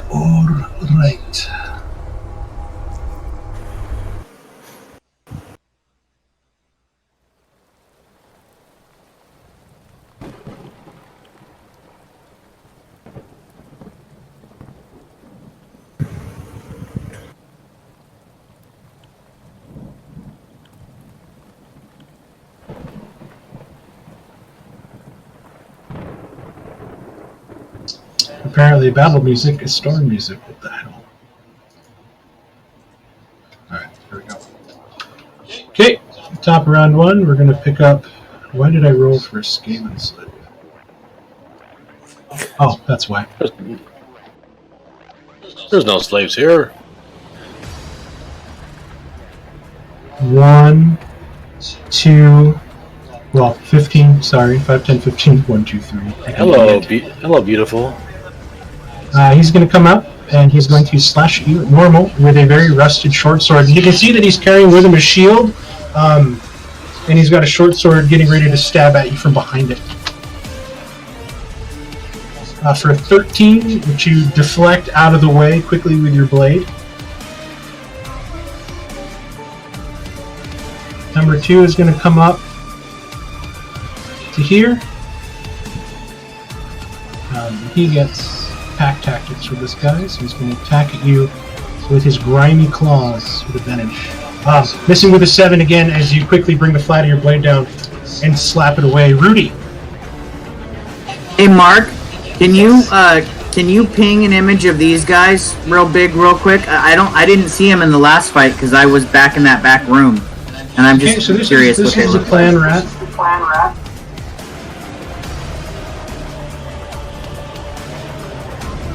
You can see where they have like a mishmash of armor, and they have these small short swords and these like little shields.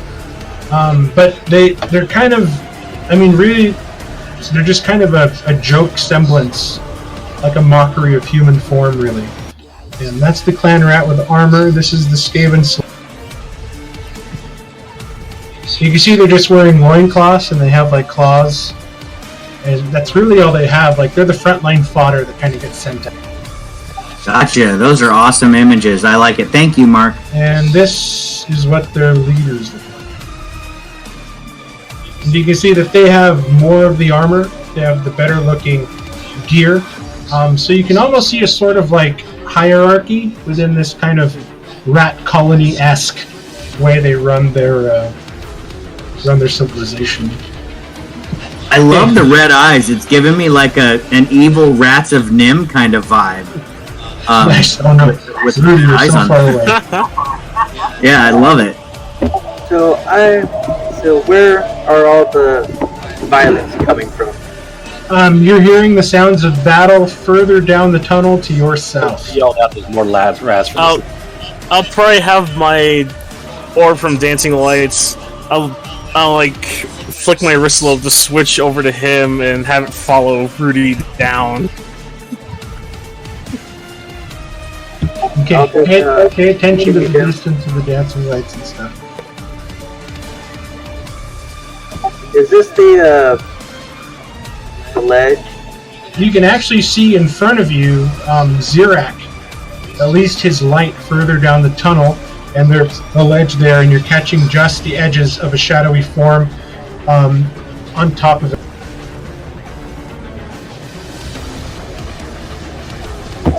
Who do I go after? Well, since I see Zirak, I'm going to go after him. Okay.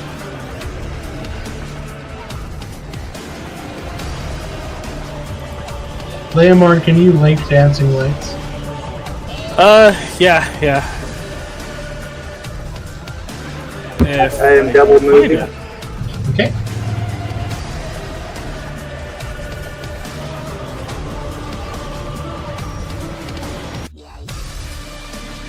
Okay, so technically you cannot move the lights until your turn bonus action. Oh, alright. Never mind. Never mind that one. But, Rudy, you do see Zirak's light. As you're sort of running into the darkness and at the end of the tunnel, you see Zirak there sort of beaming with majestic glory. So I made it here, and I double moved to get there. Okay. And I go, what's going on? Leomorn, it is your... Alright. I will... I guess all I can hear is the action, so all I can do really is just run forward and try to catch up. 5, 10, 15... 20. Probably about right here. Yeah, that's probably all I can do, really. Okay, so you kind of haul yourself up onto that shell. You can move the light as a bonus action. Alright, or if you want to keep it on you. Oh, well, he's got light over there, so I'll keep the light over for us. Sounds good. Star Shadow. Our Shadow's gonna climb up on the ledge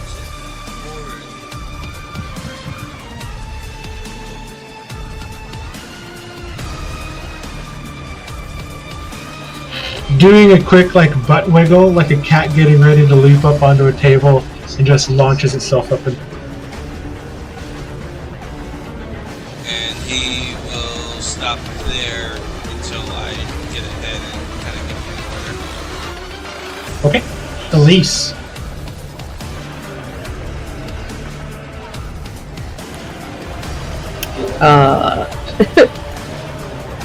It appears so she is going to move. 10, 15, yeah, she doesn't really know what's going on, so... You heard the exchanging of what seems to be steel on steel near the very edge, but yeah, you cannot... Yeah, you do not have a visual on anything that's happening. So she's kind of like, what's going on? Okay, you're gonna use a free action to call out? Yeah. Okay, so you guys hear, Elise, what's going on? I'll holler back that rats are attacking us. More rats! Oh, right. 30, okay. And that's her maximum movement speed, so, yep. Okay, did you want to prepare, prepare an action to attack or prepare something? Do you want Yeah. to just take like the dodge action? If stuff comes charging up, she's gonna have a rapier ready to attack. So if something charges you, you're gonna attack with your rapier. Yeah. Gotcha. Okay. This guy is gonna go 5.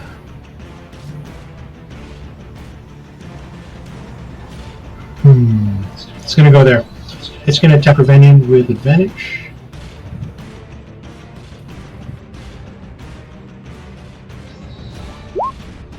Again, Ravenian, your defense is impregnable. It is Droman's turn to kill things. Gonna attack that guy below Ravenian with my...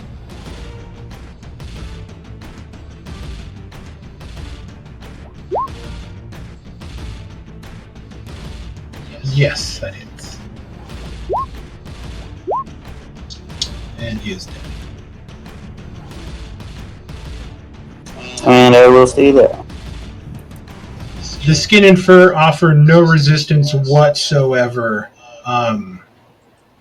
as your rapier just makes a mess of him.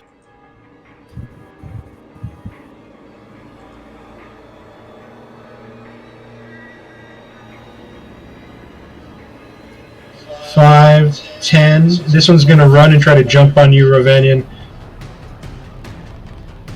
Go ahead and give me a athletics check. He's going to try to jump on and grapple you. Sorry, what was that? I'm sorry. Go ahead and give me an athletics check.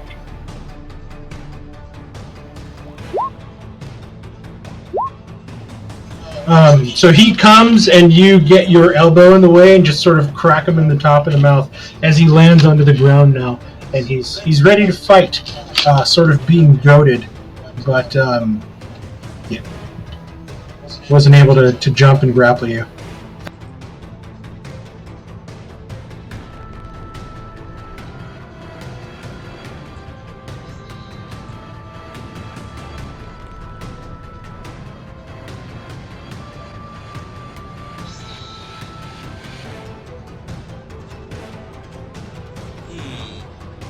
Charging forward, since they're just barely out of my reach, I'm gonna use my left hand, pull out the hand axe I have there, and I'm gonna throw it towards 4. Okay.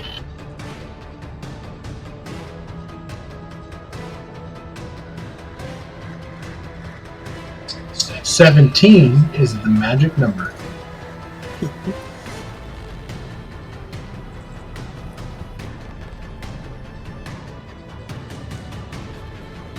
Square in the shoulder, just above its triangular wooden shield, screeching out in pain. It lets out a quick squirt of its musk that kind of permeates the air for a little bit. And that is my turn. Rovanian. Time to... Okay. I'm gonna try to attack the one that was wounded first. Okay, so 4.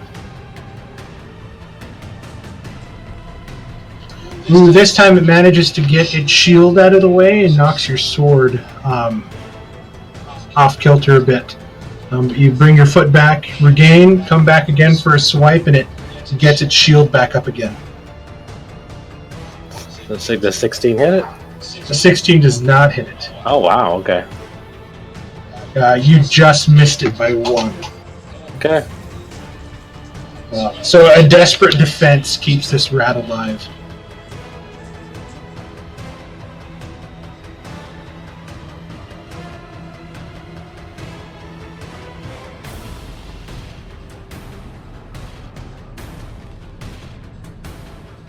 This guy's going to stay back, move here, and he's going to point to Eurovania, and you hear him say, "Kill, hit man thing!" And he's going to use his Musk of Rage, and the clan rat is going to make an attack at you with advantage.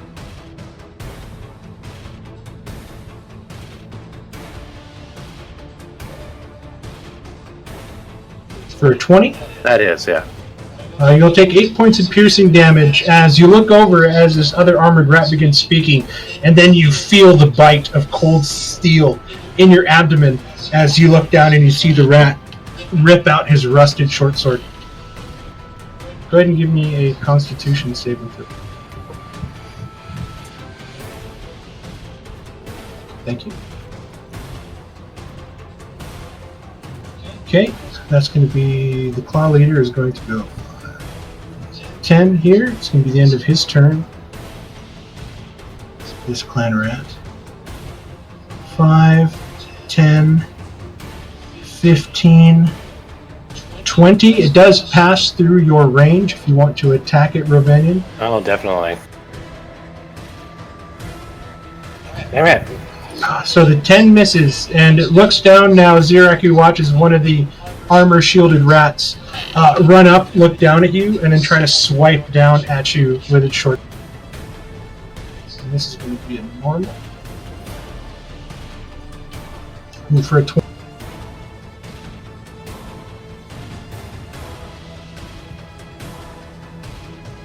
Ken, you there? Sorry, did you call me, Mark? Yes. So the short sword. Oh, a 20? Came down, swiped you, hit you with a. Yeah, I can't block that. That will hit me. Okay. I could if I had cast Mage Armor earlier, but I had not cast it, so it will hit me. Okay, so you take 4 points of piercing damage as he just gets you right in the shoulder as he kind of stabs down at you before he sort of gets back into a defensive position. His short sword is deflected by my arcane ward. Okay, right on. The ward will take the 4 pierce. So, like stained glass cracking and breaking a bit, you watch the corner near your shoulder as the magical ward sort of shatters out and bursts before it gets filled back in with this liquid glass. Excellent. I like that. And it is your turn. So, since he can reach me with a melee attack, I assume I can also reach him. Oh yeah, he sort of bent over and came down with his sword at you. So you can definitely reach up and. Yeah, so I'm gonna reach up with my sparkly fingers, kind of like Thor in the movie, and I'm gonna just grab onto his ankle and just try to shock the heck out of him. Is he wearing metal armor, or is he one of the ones? He is wearing metal armor. Okay, so I get advantage on this, and yes, sir. I will attack him with Shocking Grasp.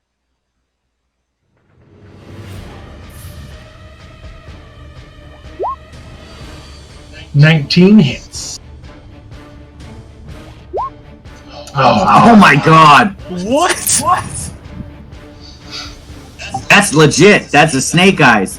I'm gonna, I don't care, because the point is to get the F away once I do that. So now that he is a little bit electrified, I will move away from him. Is it possible to climb the area behind me? It is. It's only about 3 or 4 feet, this one. Not as tall as the other one that they chose to climb at the very end. Okay, so I'm going to try to scramble up this wall while he is a little bit shocked and move away from him a little bit. Yeah, like the scene where somebody's getting tased, like his body's just rigid and he can't move.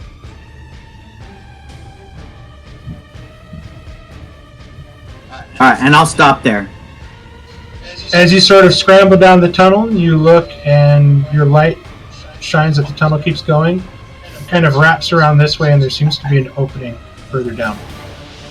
Ooh, there's an opening in the darkness. I will not be going into there by myself, guys, so don't worry.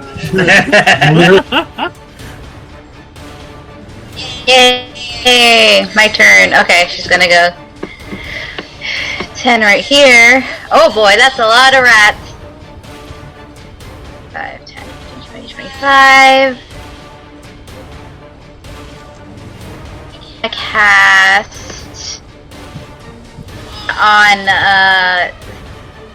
the 3 that are the closest to Rovanian. And then A little bit of my blood. Bane. Okay. So let me zoom in. That's 4, 1, and 3.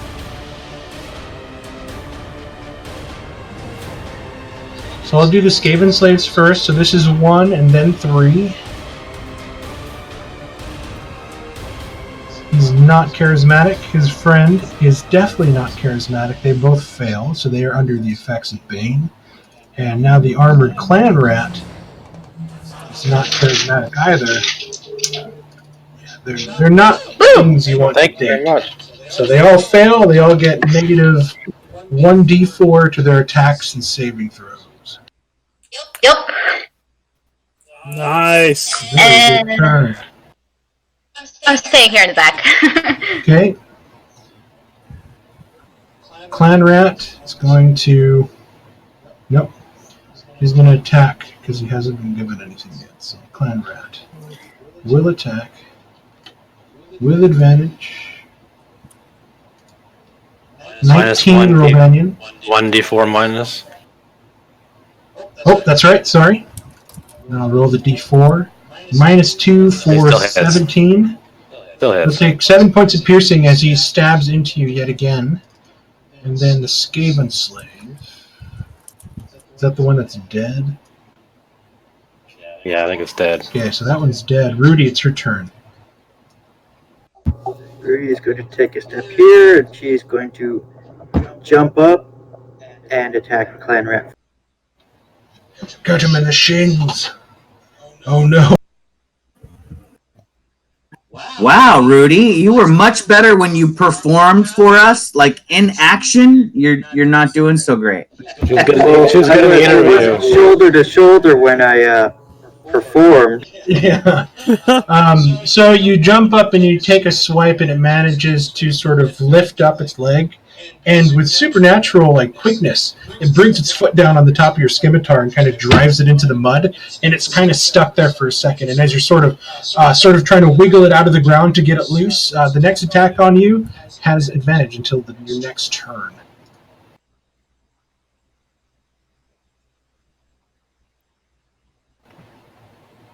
Oh, I'm sorry. Did you want to do anything else with your bonus action and extra move? No, I think I'm good here. Oh. Leamorn. All right. Yeah, I still can't say this. I'm just gonna have to just book it. I think this is like the farthest I can go is right here. Leamorn, as you stop there, you look up, and the ceiling begins to give way, as it is suddenly raining rats all over you. Oh, bloody hell! I'm just joking. You come back for you. Up there. It's unfinished business. Leamorn the rat. We heard you were tasty. I am the Rat King now. Awesome. Is that your double movement to get there? No, that was just the first. That was just my 30 feet. Okay, so do you want to stay there, kind of around the corner, kind of peeking around, looking at Valyria? Yeah, I'll probably stay there and just gauge by the sounds how bad it's gonna be, so I can get some spells ready myself. Okay. Sounds good. Gar Shadow. Curious if this would work. If Garshadow came around that corner and pounced. Well, Pounced on who? on 4.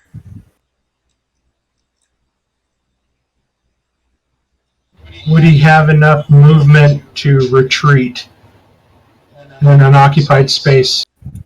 Because he would land in Jareth's spot. Yeah, no. Unless he outright killed 4. But just keep in mind, if you do somehow miss the armored rat there, you're going to incur 4 attacks of opportunity against Gar Shadow. Or 3. Yeah, he won't be able to get there and get out. So he will Okay. stop next to Valyria.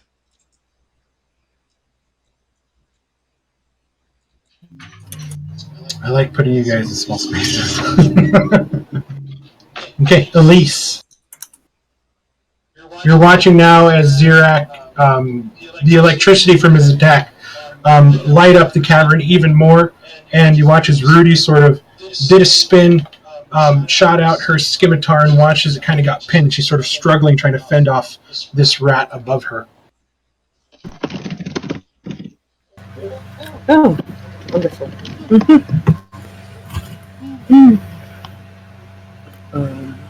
She is going to move.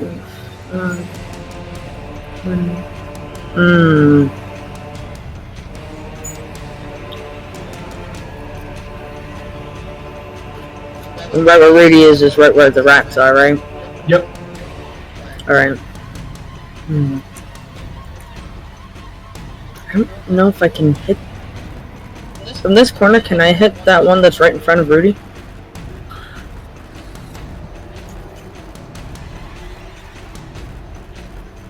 Or is that wall going to be in the way? That wall will definitely be in the way. From there you can. From there you can with your rapier. Yeah. Yeah, because that's what she has out right now is her rapier. Okay.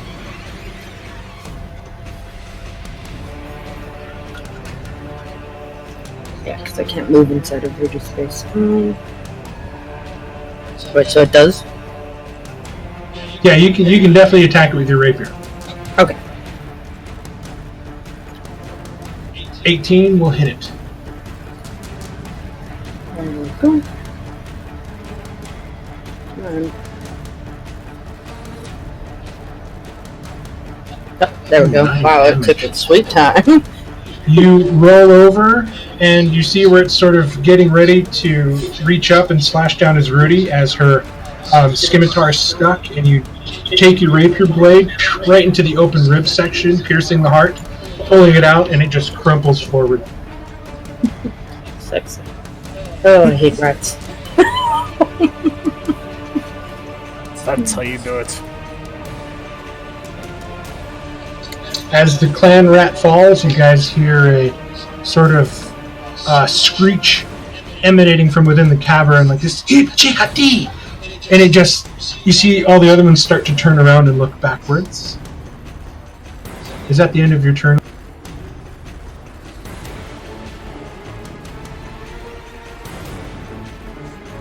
Yep.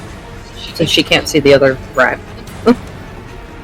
This guy is going to disengage. 5, 10. Thump. Out of sight. Drum.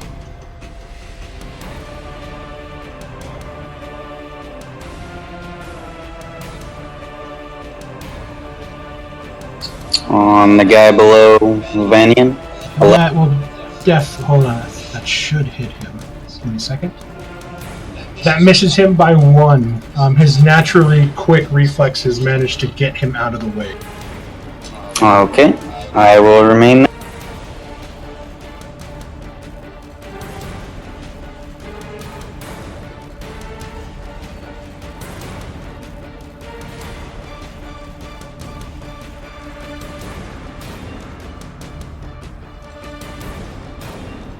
That guy you just attacked is going to disengage. 10. Boom. Disappearing from sight. Valiant.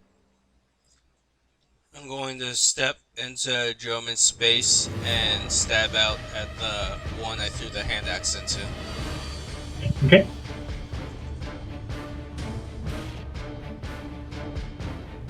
$17 or higher. That definitely is. And he is no more.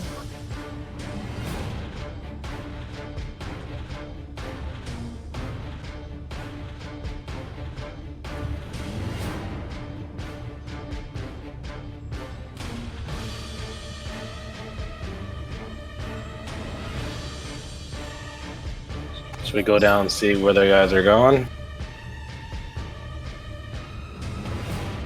With my final movement, I'm going to use the opposite and strike at the one I can still see.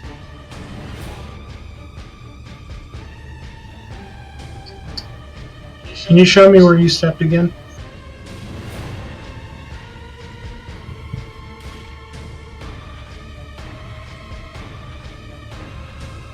Okay, so you moved into Rovanion and then down.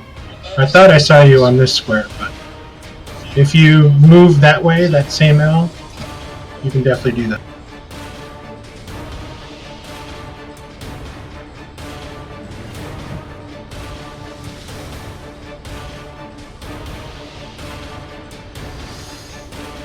You can't do anything about that one.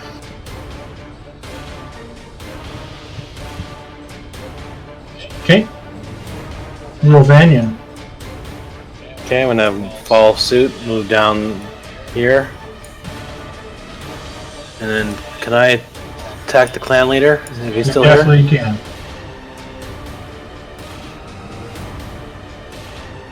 For frick's sake.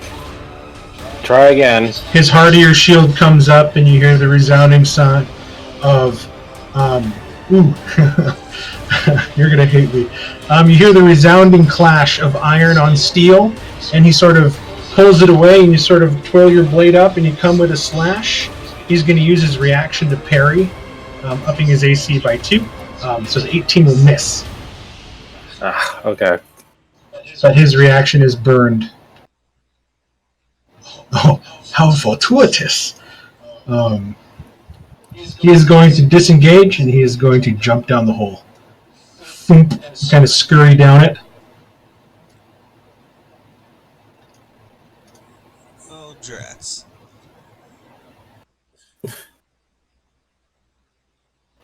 Now there are 2 of them. Zirak. Excellent. Okay. I will move forward.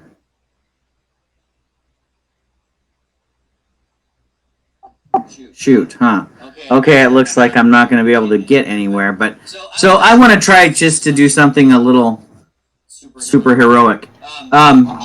Is it possible to leap across this gap, tumble through these rat bodies, and continue going forward towards Valeria? Yes. Okay, so Zirak the acrobat. He's athletic. He is. I'm trained in athletics. I do the push-ups every morning. So I am going to go ahead and test my workout routine, and I want to. Yeah, I'm going to fall right on Rudy. Watch this. I'm going to try to leap across that little 5-foot gap, and try to make it to Valeria. I'm just going to double move essentially. So as you leap, give me an acrobatics check as you land on the other side, as you're kind of landing amongst bodies.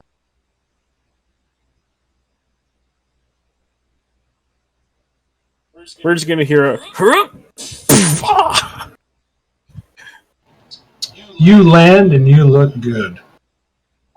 Excellent. I do a little tumble and spring up to my feet like a trained monk.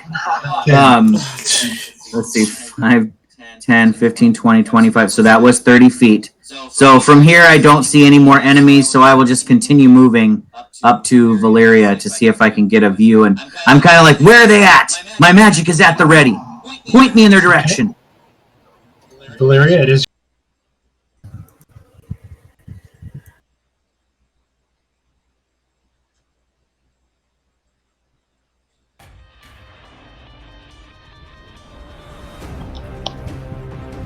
She's gonna point that way, and she points the direction that Valiant and Ro went, and then she goes 5, 10. Oh.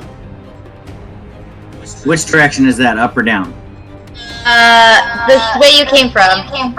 But in the middle. The way. Follow me. So I passed the enemies. Okay, great. I turn around and I'm like, oh, that way. Okay, I'll be right there. Turn around, second leap. 20, 25, 30. Okay, right here. I don't really see anything. Did he go through the hole? You look and you see that there is a hole there. This one freshly dug, as if they were coming into this cavern and kind of maybe lying in wait. I'm going to ask you guys, what are you guys going to do from this point on, since technically there are no more visible enemies on the board?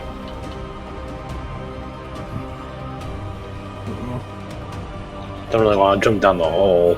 I don't want to. So we look for another way out slash way out. Well, we were proceeding downward. We're like looking for more threats to try to clear out the tunnel and look for any survivors. I think we already found a way out up north. We just want to keep looking around. At some points, I think we may have to investigate one of these holes, but we could proceed further down. Can I look down the hole, see if I see anything like a bottom or anything again, or is it way far down? So you're looking down the hole, and you can catch and hear the last little bits of movement, kind of scurrying away from you guys.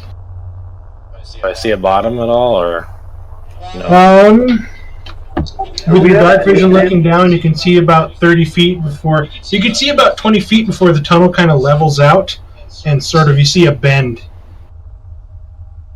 Let's take a quick 5-minute break, please. Sounds good. More reasonable than the other.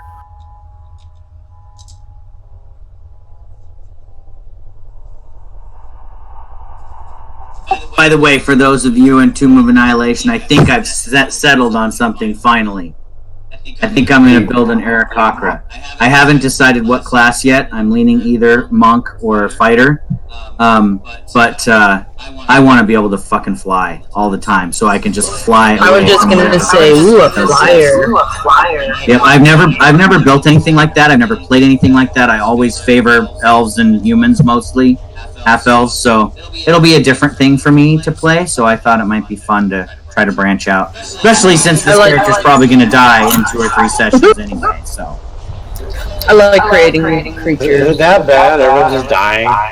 Yeah, Tomb of Annihilation is built to do that. So, and then with Chris DMing it, it's even more deadly than I think the module intends it to be. My character died in 2 sessions. Yeah, literally he built a character in 2 sessions later, it was dead. David and I were one of the last ones standing until last week when my character died. So now David's the only one that has survived since the beginning. Actually, Tina was alive until last week too. So there were 3 of us. Members were alive. Yeah, we're pretty much have just been wiped, and a couple of people have been wiped already once before. So He only killed my guy because I was gone. yeah, well, I kept you alive, Doug. I made sure you were not gonna die. Yeah, I think I've lost 2 characters, and I think I should have died like 3 times before. A new expansion, new module looks fun with the Hell one that David posted.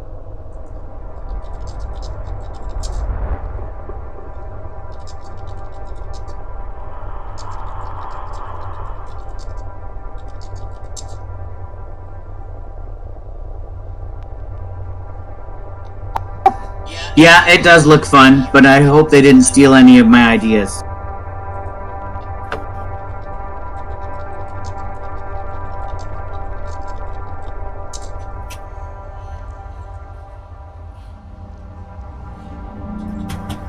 Vehicles powered by souls, that sounds like they took that from World of Warcraft. That's what the fellows used for powering their machines. Yeah, there's like motorbikes, kind of like tank-like vehicles that devils are using that are powered by souls. They're like tempting people with souls or whatnot. That definitely looked interesting. All with the city, well, part of the city being plunged into one of the layers of hell. That does sound cool. Well, not for the city. Yeah, when they released the book, it was like one of those D&D events, and they had some of the Critical Role people, that one that Chris really loves. A lot of famous D&D players do sessions to kind of give you an idea of what's in the module and everything, what to expect. I really like the Critical Role. They actually did it. They did a session. That's cool. Not the whole cast, but Mercer was invited to one of the sessions, and he, if you know, I'm spacing on his name. Mink and Boo from one of the D&D comic books. he basically played the hamster for the guy.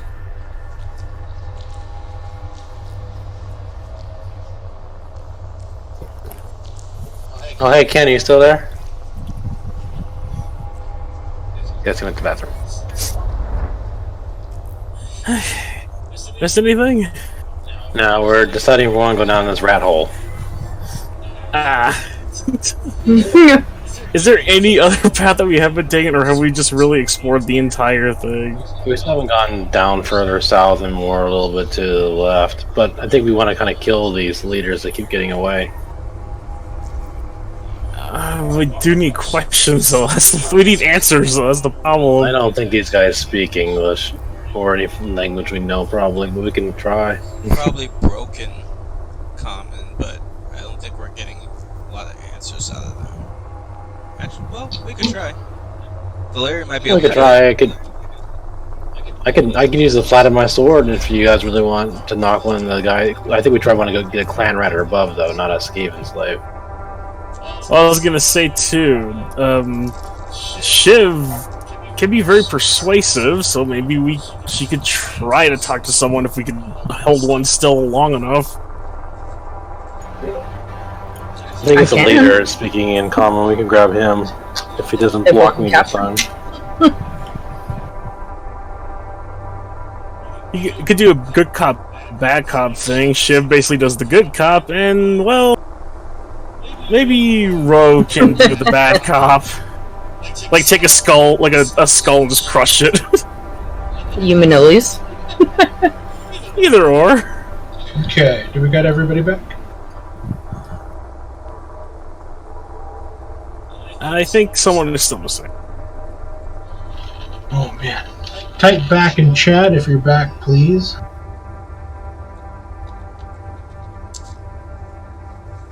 I actually never left, but back.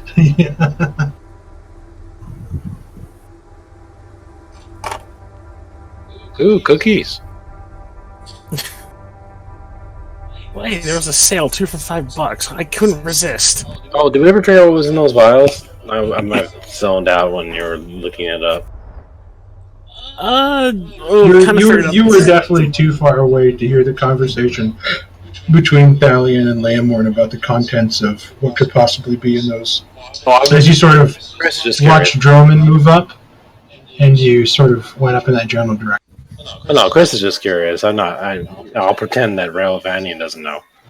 Leomorn figured out that the symbol engraved on the black ceramic vials mean purification or purify. Oh, it's an alchemical symbol that's used to label certain things for use to be set aside for later. Okay, so you guys are right now standing in front of this hole as the last sounds of the retreating ratmen going down into it dissipate as you sort of look down and just see a very uncomfortable environment to try to literally crawl in your hands and knees to kind of get into.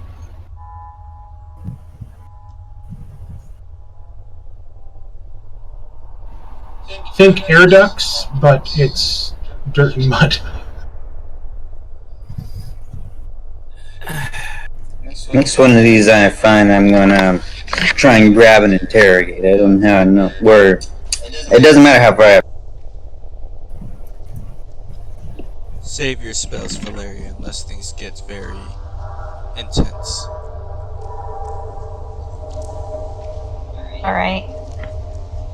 We should probably proceed forward.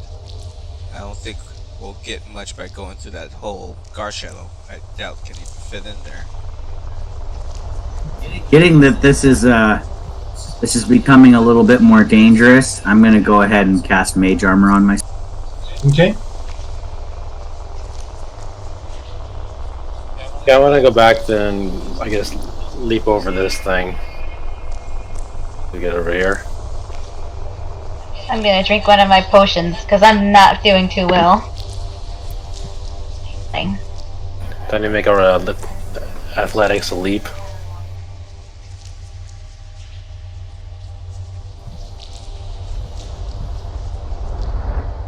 I guess I could just climb down and climb back up again. You should be able to do that, no problem, since it's the distance of your strength score. Yeah, that's true. Yeah, I'll just jump.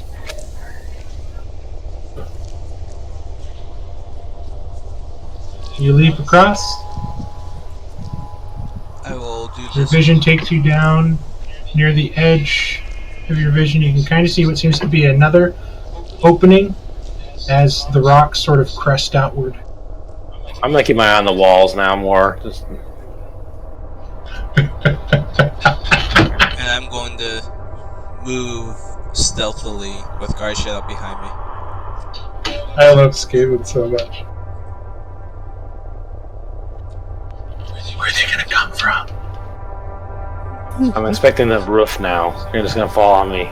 You're looking everywhere, and you're getting the sense of paranoia now as you're looking at these walls. And did it just move? And it's even worse for me because I come from the forest. It's like, oh my god, I hate this. I hate this. I hate this. I hate this. I hate this. You can see that, like, here in their element, if you were to get swarmed by numbers, it could be very bad.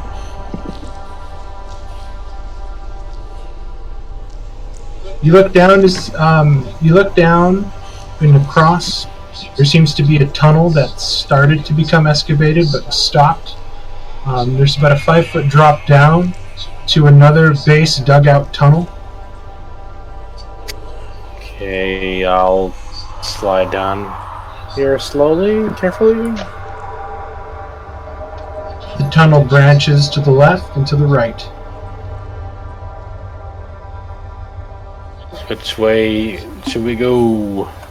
Can you see okay down there, Romanian? Yeah, I see fine. And for the most part, it's all gray to me.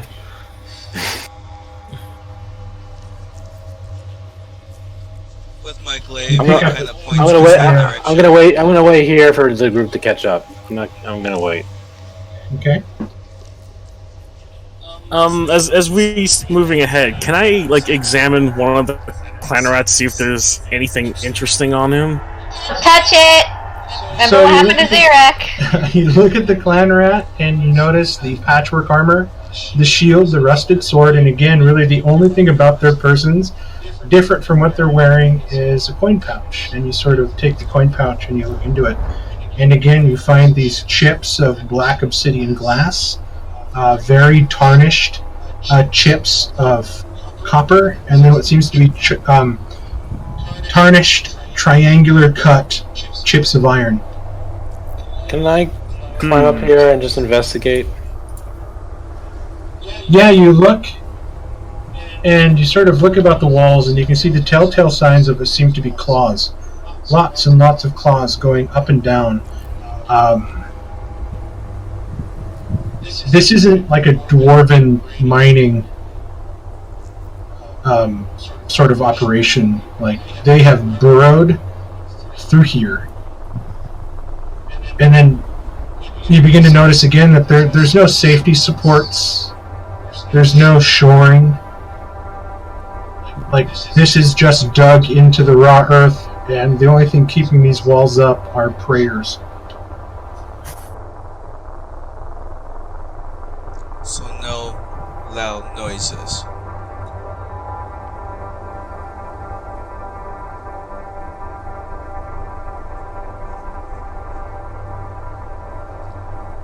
I think I catch a glimpse of some weird makeshift stairs. It's just to kind of show you like a slope and a change of elevation. There's no like actual stairs. Everything just kind of slopes up naturally. But I use the stairs to show you guys like which way it's sloping downward, upward.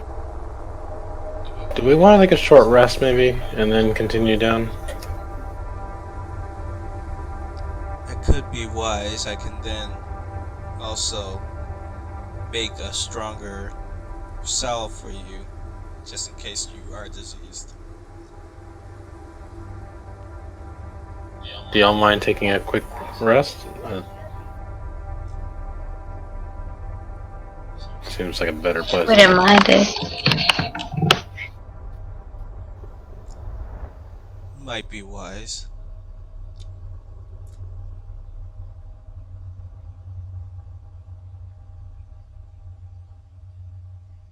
Well, I'm gonna hold here and see if the group wants to take a rest. I would like to get out of here as soon as possible. Please. We'll find a way out. I mean, if these bastards found a way under the town, there has to be a way out there. Well, we already found a possible way out, but I thought we wanted to just at least make sure there's no more survivors. Maybe a short rest, look down over here to the left, right area, and then leave. Oh man.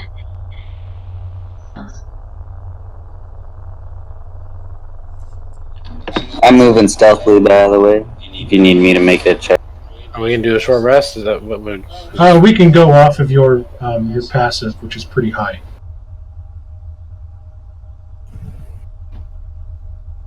Since you're not moving at like a super fast pace, I'm not going to need you to roll anything.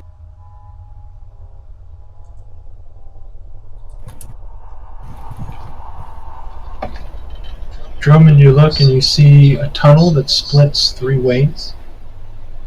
A fork that goes down towards the southwest, one that goes directly south, and another that kind of goes up a platform, and then you lose it behind a curl that goes to the southeast. You go up and you see the tunnel that you guys came down, the body of the dead clan rat sort of hanging perilously off the edge of the upper. So if the rest of the group wanted to take a rest, I don't benefit from a rest at the moment, so I might be doing this exploring while they're... Okay. You guys go ahead and start taking your long rest. A short rest. Or a short rest, sorry.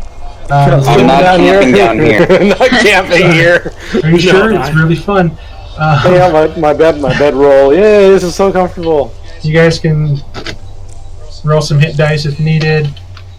Tend to some wounds. I thought Darlene was going to try making me a cure. I am. It's gonna be the Silverleaf Poultice, Mark. Okay. Drummond, you look up, and you watch as the tunnel goes up, and then there's another elevation change in level about 5 feet high to another set of tunnels that have been crudely dug out. And here you see a slope as this tunnel sort of snakes its way this way, and you lose it at a bend that goes to the east as it curls around that way.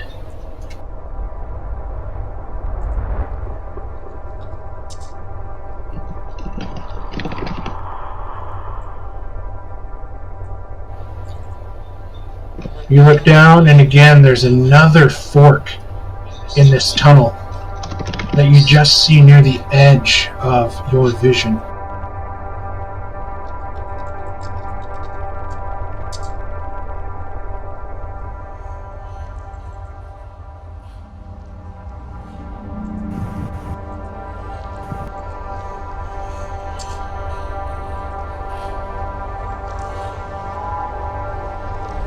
Rovanian, after I make the salve, I will hand it to you. This should help. Squeezing through a narrow portion that wasn't quite fully dug out there, you look around and you see where this tunnel continues up that way. Thanking Thalion, I put the poultice on the nasty wound that I saw earlier. You look and you see another platform crudely dug in that goes up, and then a platform that went down.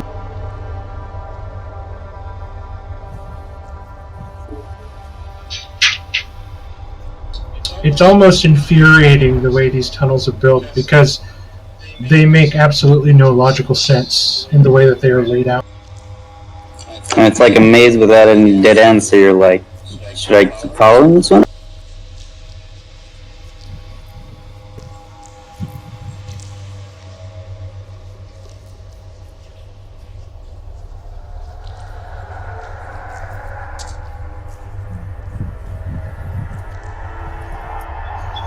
You apply the poultice to the angry scar, and immediately you begin to feel this sort of cooling sensation as the irritation and the itching and the redness now and the swelling and the pus begin to sort of are kept at bay, and it almost burns with cold a bit. But you feel it, the skin normalize, as the sort of salve kind of hardens like a plaster Paris on your skin where you applied it. You are no longer diseased. Oh, I definitely thank you for that. Of course. It's something I learned from various people close to me. I believe that's what... These tunnels seem to be winding back on themselves, Drummond, as you kind of move around here. It would have been nice to have a map maker in here, but she's not here right now.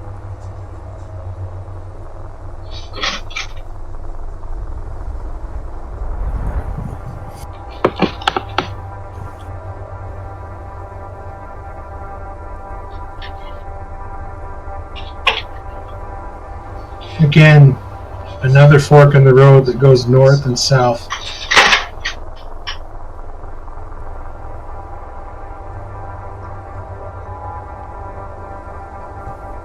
Yeah, I rolled a d6 from mine. Sorry.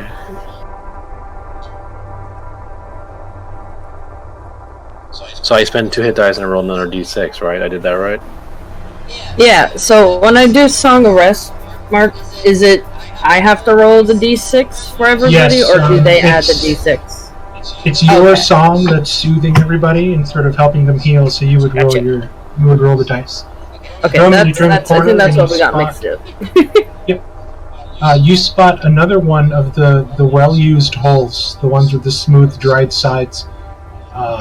Different from the one that you saw earlier that the clan rats and the claw leaders have dove down. Okay, I took off those extra 3 and just have her 1. Elise, go ahead and re-roll that d6. You can re-roll it one more time. If it's another one, you have to...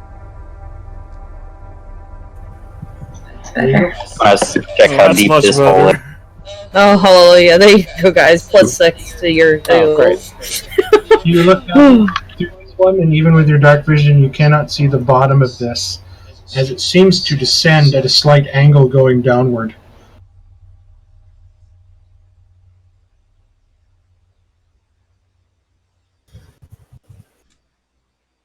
We'll wait for our scout to come back, let us know what's good. Yes, we should definitely wait for him before moving forward.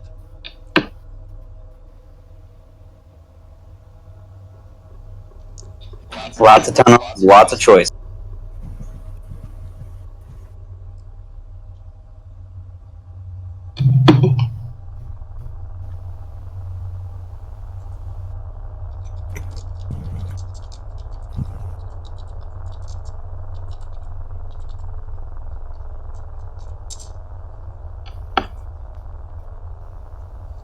Did you spot anything specific?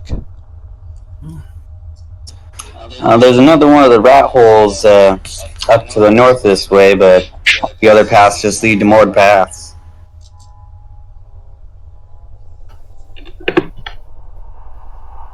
Part of this maze.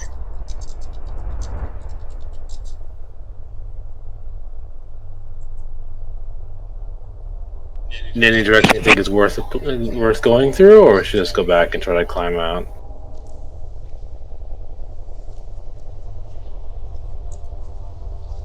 I would still like to check down this way.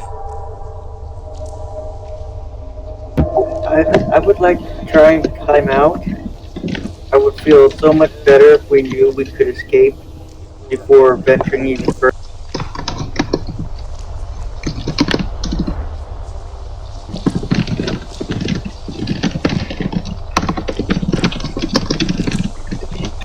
It's possible that the only way out is forward.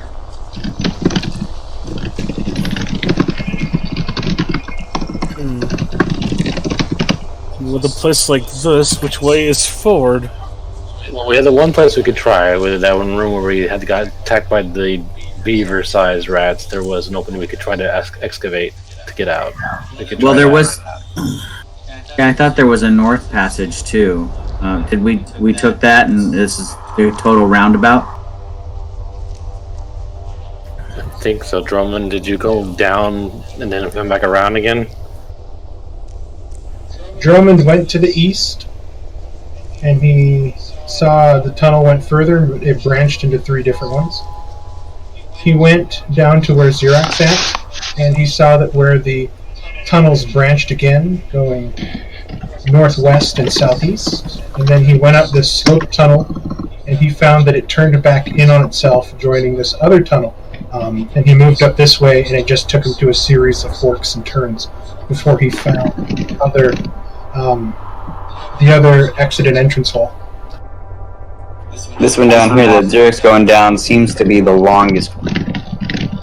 Mark, is this the same dark passage that I saw when we were fighting the rats and I shocked him and jumped across? It is not. Where you guys are resting was the dark passage that you saw. Okay. This is well beyond that. Alright, well, this passage keeps going. Maybe this is promising.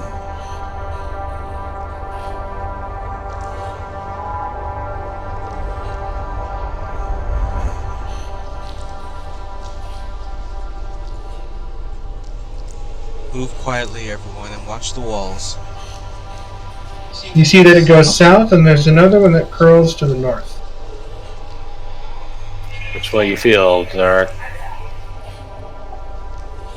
I'm feeling south. I'm gonna walk cautiously and look at the walls because I hate eating these walls. You're watching the walls as you move down. None of the walls seem to be moving. You walk down, and now you're starting to make your way towards what seems to be kind of a dead end. And you watch as you move closer. As you move closer, you can see that there is a lot of loose dirt and what seems to be fresh claw marks all over these walls, like these are tunnels that are being excavated. It's like they were working in this area. Can I poke my sword at the wall over here to see if it anything beyond it? You definitely can. Go ahead and give me a perception check. Well, actually, no. This is going to be against... What's your passive perception? Passive's 10. Okay. They definitely beat that. As you get your sword and you begin to poke at the wall, something hits off of your shoulder, and you look up as the ceiling begins to give. I knew it! They come from the ceiling now! No, it's not the ceiling. It's something slimy. We're gonna roll initiative. Oh yay, slimy. I don't wanna. I wanna leave. Tell me it's more of those pseudopod things. Elise is not gonna be happy about this.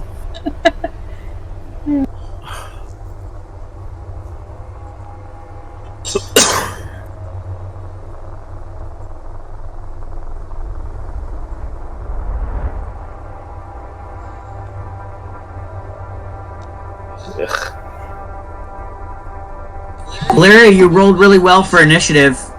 Yeah.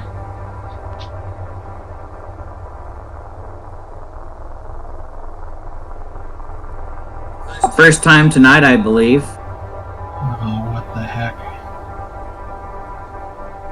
I might not.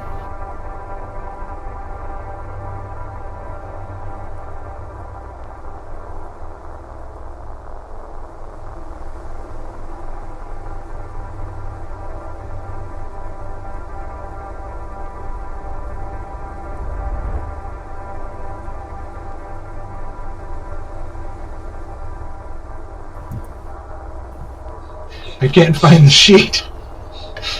They don't exist then.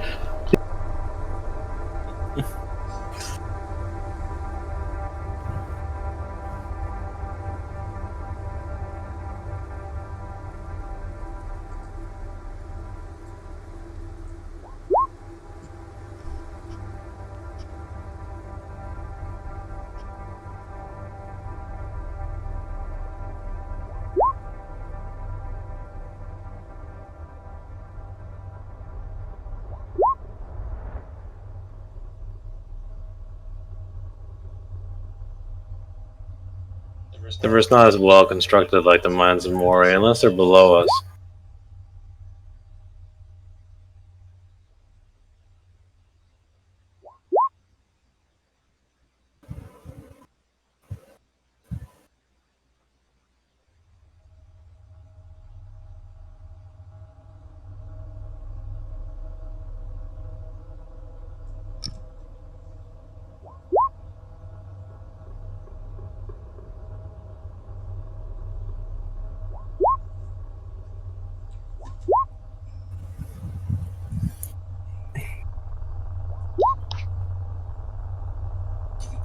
Exactly.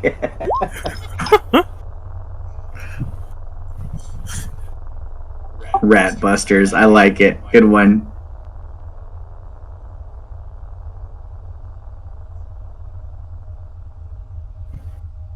You watch as these brown, muddy-looking, gelatinous oozes release themselves from the ceiling, landing next to you, and they're going to attack you with a surprise round. Joy, joy, joy! Ooh, brown oozes. Sexy. Gray, gray, gray. Delicious. They really suck, so here we go.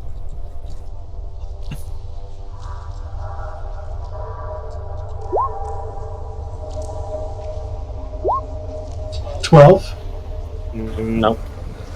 And then the next one. 18 does hit.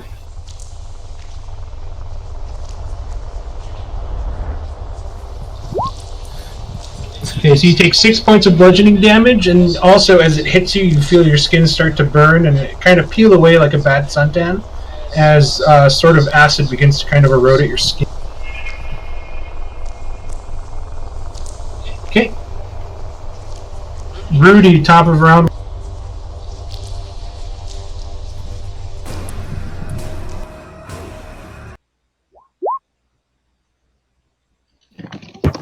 I'm going to go move forward and see where all the fuss is.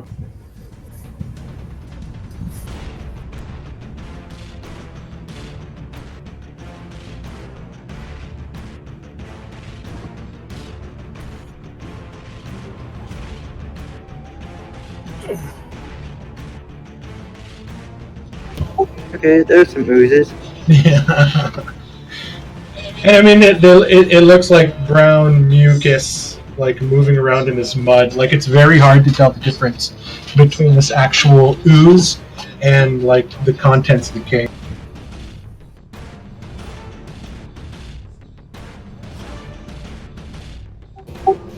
Well, since I see it, I guess I will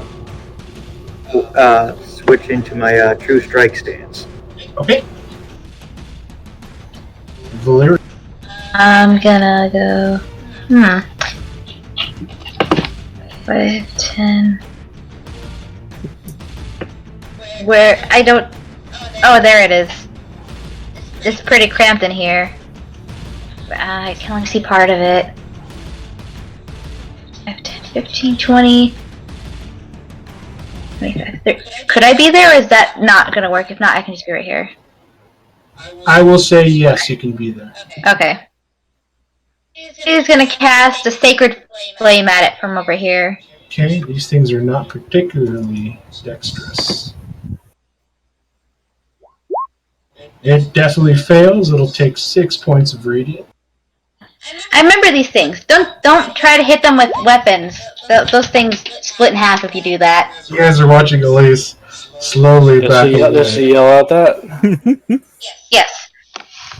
Okay. Yes, Valeria, I think some of us actually have experience with fighting these before. You guys fought what seemed to have been these gold-flecked covered oozes underneath Castle Brayburn there, in the tunnels that you found, that seemed to have been like wandering and sort of moving around and protecting the tunnels underneath where you guys found the temple. Although they didn't look like this, they're very similar, and you guys remember the toll it took, especially on Elise. Yeah, I was just gonna say, remember, that's how she lost her one horn. Plus, it wasn't and had to file them down. It was a spell that split them. Yeah, it was Xerac casting lightning. He remembers this very well. It was the cast of lightning. Is that the end of your turn? Yeah. Not the weapons. Okay. For science is exactly right. I kind of want Leomorn to try the science experiment this time, though. In a sort of strange, very strange motion, you watch as the ooze sort of begins to grow taller, and then it begins to mimic your form, and one of its fists shoots out towards your face. Oh. Missing with a 5 as you definitely move to the side and you feel the heat of the acid and the movement of the thing come back out, as now this sort of human oozy amalgamation is standing before you in this strange, like, flowing movement. Xerac, cast lightning, please. Oh yeah. I actually don't have a lightning spell, so we must be thinking of a different wizard, but I have Shocking Grasp, that's it. I am going to... I clearly remember you having a diamond. Oh, that's right! I can cast a ball of lightning. You're correct, sir. I should totally do that. I do remember, though, that for science, I did split them in half with lightning. So instead, I will move into Thalian space, and oh shit, my allies are up there. I didn't see. Sorry, Rovanian. I was gonna burning hands the whole frickin' hallway, but now I'm moving to Thalian Square. I'm like, oh shit! Wait, my friend is there. I say go ahead, kill him with fire. Xerac is not necessarily evil yet, so I can't cast fire knowingly on an ally. That would be bad. But I will move into Thalian space, and I will cast.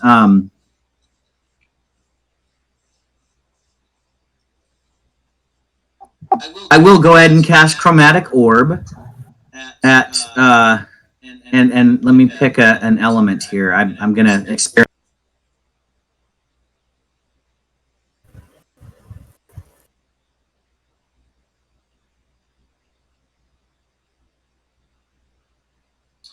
Well, let's see. I'm getting a sense that they're probably made of acid. Let's try. Can't do lightning. Let's try cold. I'll do cold damage. So I pull the diamond out of my pouch and it turns into a like almost a giant ice snowball, and I throw it at the creature and it explodes in a ball of ice.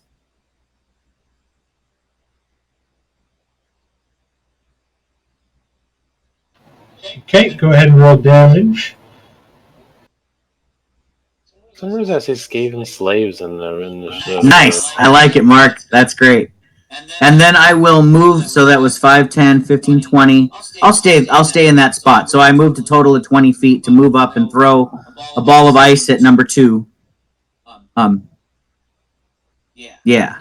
So you throw the ball of ice and you watch it as it explodes, and you watch as the ooze sort of envelops the cold, and it doesn't take as much damage as you were hoping. Ah, okay, so I'm learning. I'll have to jot that down in my notes later. No weapons, no lightning, no cold. Alright. Noted. I'll end my turn. Okay. I forgot to delete these guys. This guy is going to sort of... it's not intelligent. It got hit from behind. So it's going to move here. So it's going to, again, rise up. And now you start to see it take this humanoid form similar to Thalian. And it's going to try to attack Thalian. 19. That hits. Okay. You take 3 points of bludgeoning and 9 points of acid.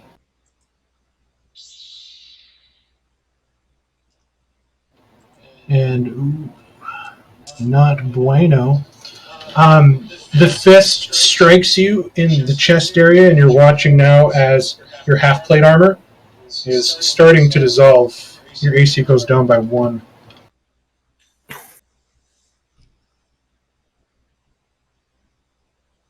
Gar Shadow's turn. Gar Shadow is kind of bends. He's gonna attempt to pounce at it by moving back and then leaping in.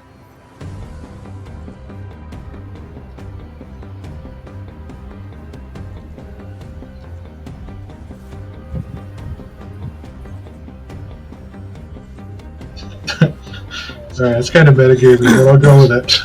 Go ahead and roll your attack. 25 definitely hits.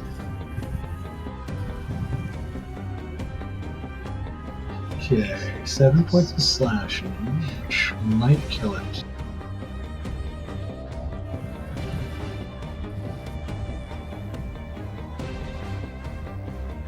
It is still alive.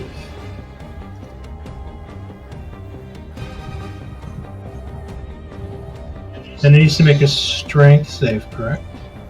Correct. Okay, here comes the strength save. Fails with a 12. Can Pudding be prone? I'm trying to picture Ooze being prone. It cannot go prone, but I'll let him attack it.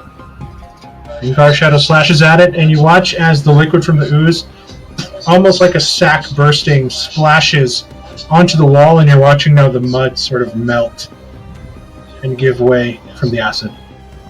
Alien, where did you go? I don't see you anymore. Oh, you're there. Okay, because I actually, since we remembered the information that Valeria yelled out, I don't know why I completely spaced this. I could have better used my first turn. I tell Thalion to fear not. I shall protect your weapon from harm.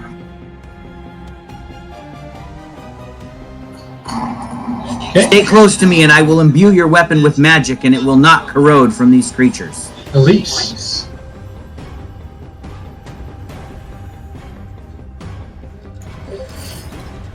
Right. Well, she actually can't see anything right now. That's about, I think, all she can do. Just move up and that's it. Okay. Rovanian. Hearing, like, splitting, weapons, corroding, all that stuff being yelled over my shoulder, I'm gonna instead try to punch this with my Gloves of the Exile. I'm gonna punch it. So that's a 1d4, right, if I hit? So go ahead. You are proficient, right? Well, so 1d20. So pretty much just roll like a regular sword attack, and then it'll be. I think it's 1 plus your strength modifier. In damage, okay.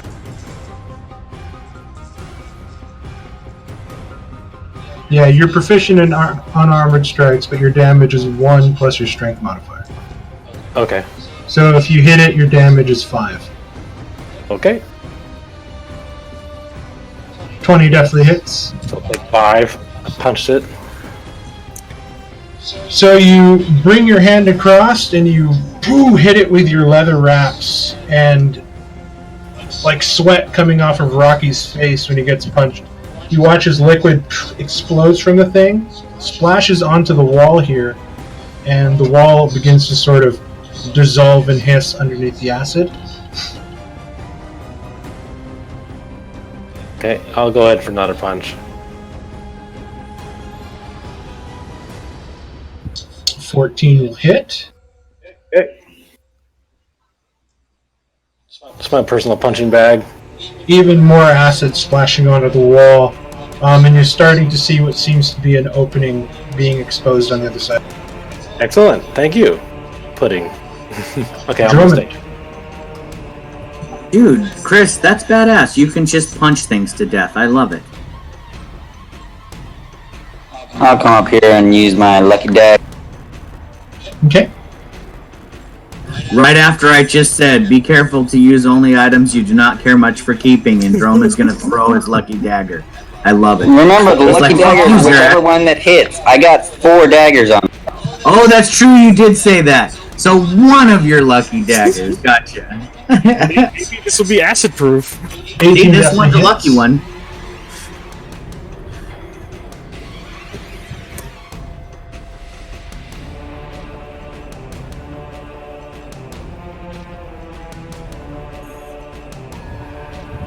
And I'll stay where... Actually, I think I'll move back to where I was so somebody else can come up. Now, so far, these have not split from any of the attacks we've made? Nope. Drummond, Alright, you run sure. up and you turn to the side and you sort of sidearm your dagger. And flitting through the air, it goes into the creature, back out. The dagger hits the other side of the wall, and you can see what seems to be almost a hissing steam rising from the metal. And Rovanin, you watch as this jelly-like ooze just sort of collapses onto itself and sinks to the ground like a jellyfish. I call back that there appears to be a hole right here that they've been creating with their acid. Another tunnel. We were out of initiative. Leomorn, I believe you had visibility. I'm all the way back there. Can you repair my armor, please? Hold on, is it like all the way back there? Drummond, I want to... this weapon has taken a permanent -1 to proficiency.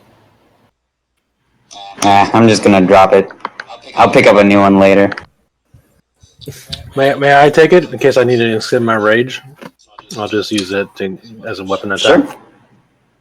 Sure. Wait, Mark, is it -1 to proficiency or just -1 to damage? You can't subtract proficiency, can you? Yeah, That's your skill. I think it's a -1 to damage. Yeah, I think it's damage. Hey, you can have it if you want. I've You can got make it damage.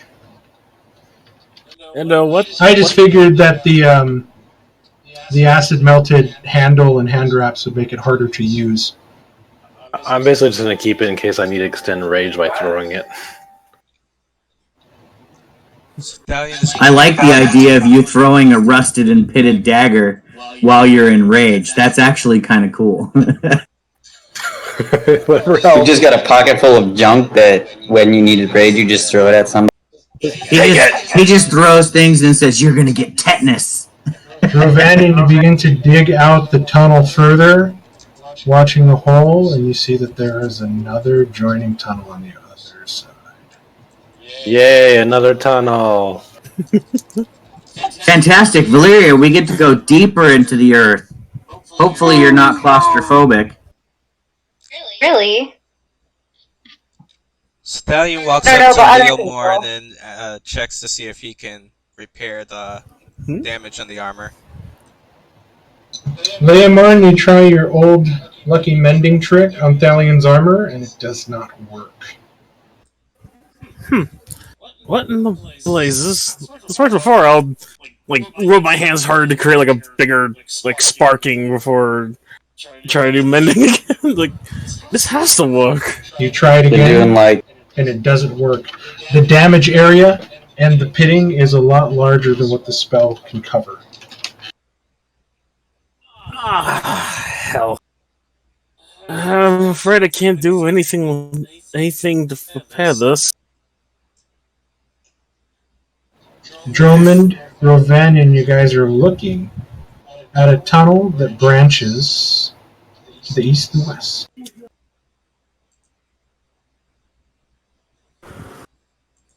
I think I see a hole down here, like we saw before.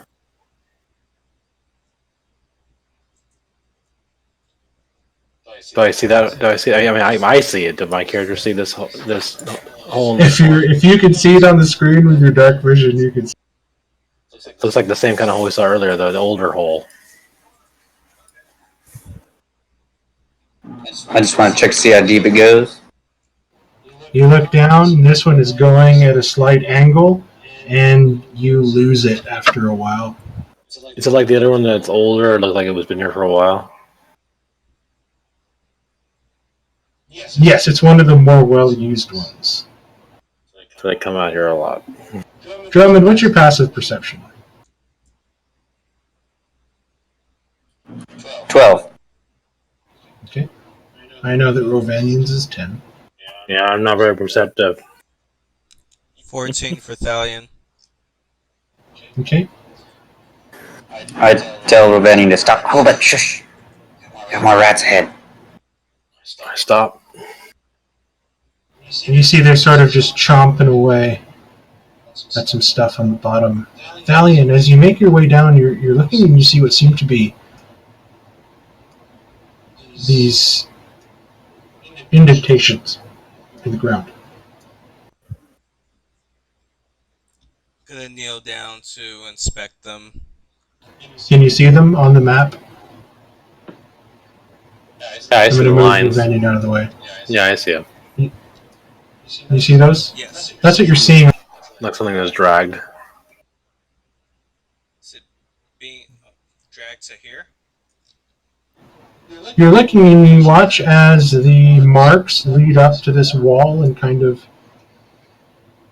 don't go any further. Perhaps another fake wall? Possible. And I'll point it out to Rovanian and Drummond. Ooh, secret passage. I'll let the rogue inspect the secret passage type wall.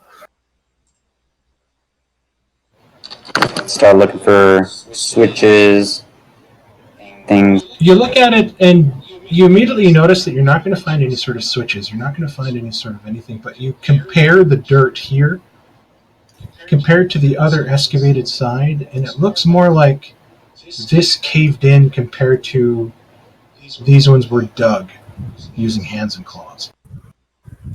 So like this used to be a passage, but then it caved. Yeah, you're thinking that there might be like a small cave in here that leads into something else. Perhaps I could dig through like the other tunnel when the slime revealed this one. I'll also let the rest of the party know who just caught up that there's some rats right around. Should we take care of those rats before trying to clear this out? Were they eating something, or what did you see or hear? Yeah, I think they were eating something. They didn't seem to be interested in me. Of course, I'm pretty. If they're busy eating, they might be okay. How big were they? They could run around the corner if we start trying to dig through this. I think I saw about 6, maybe more. Big rats. Not the huge, no, just the regular. No more. Oh, Leomorn's favorite. Okay. Your favorite kind of rats, the small ones that just envelop you. Don't remind me, please. I'm going to need a very long bath once we're out of here. Okay, what would you guys like to do? I try to move some of this this dirt to see if there's a hole behind it, like what brought us here. I mean, it's pretty easy digging because it's that sort of wet, muddy, clay, loamy material, and you keep digging, and you find that there is, in fact, an opening inside as you sort of make a small, like, eye hole, and you look in, and you see that it's an enclosed space. But from what you can see, there's a wall immediately, like 5 feet in front of you, and then you really can't see anything else from the small hole that you dug. I want to keep digging. You keep digging, and after about 10 or 15 minutes... Oops. You guys uncover a small cubbyhole. Inside seems to be a body, and it's not like a chest. It looks more like a bunch of like sacks, like potato sacks with things in them, and this body inside kind of sprawled out, emaciated and dead. I'll inspect the body. You turn it over. It seems to be a woman. Do I recognize? The face is very gaunt, gray skin, waxy. The body's stiff with rigor. As you're sort of looking over the body, Rovanian. I kneel down next to the body as well, see if I recognize them. You look down and you see a shock of red hair. You begin to turn the body over. It's not Sibylla.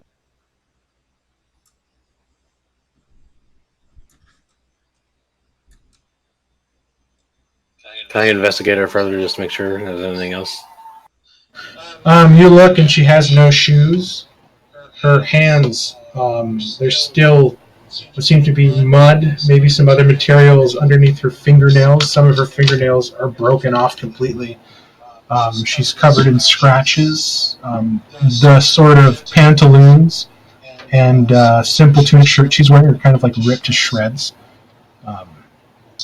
Just feet and legs kind of caked with dried dirt and mud, all the way up, like almost to her knees. I check her pockets, see if maybe she has something on her that might say who she was. On her physical body, there is nothing except the torn up clothes that she is wearing.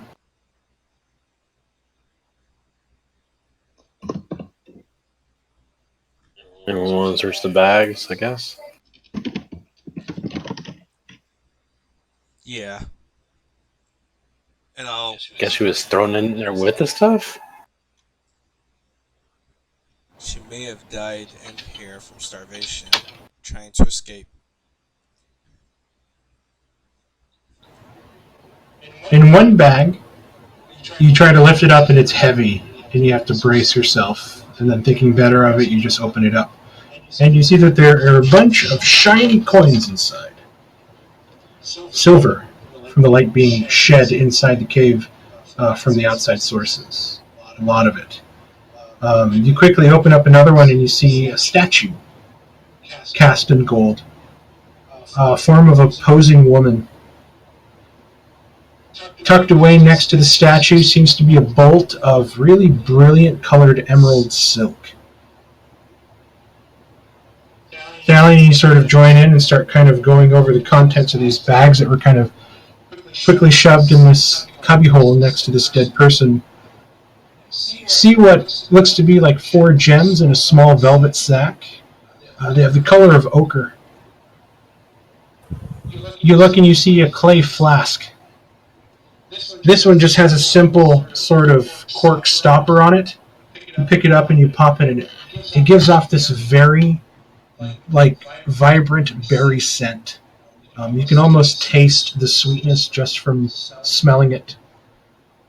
There's 4 mismatched glass flasks, and you see that each one is sealed with wax. And you look and it's a thick green liquid inside as you sort of turn it around in your hands and play with it in the light. You look deep inside and you see what seems to be a patch of fur. And you lift it up and you look, and almost rolling out like a scroll is this sort of dyed hunk of fur.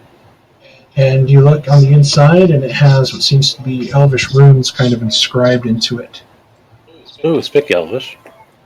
You see that there's a pair of these tarnished steel gauntlets inside.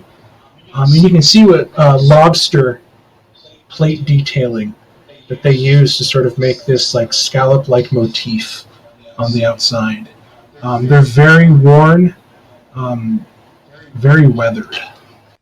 What's the Elvish runes say? I speak Elvish. You're sort of reading it, and it's taking on a strange sort of rhyme and hymn to it as you kind of read it.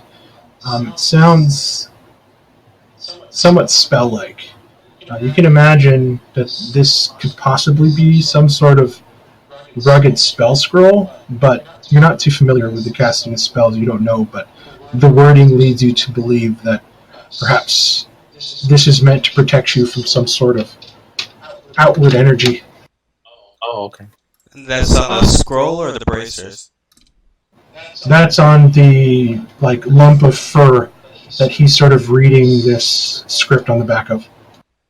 Any of you know spells, know Elvish? I know Zarek knows Sylvan.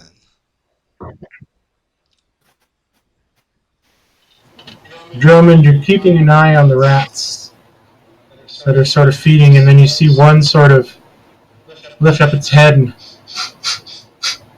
sniff, and then it looks in your general direction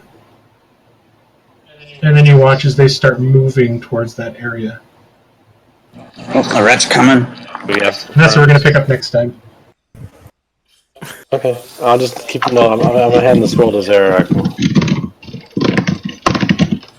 I will paste everything you guys found on chat here, so you guys can make a note of it.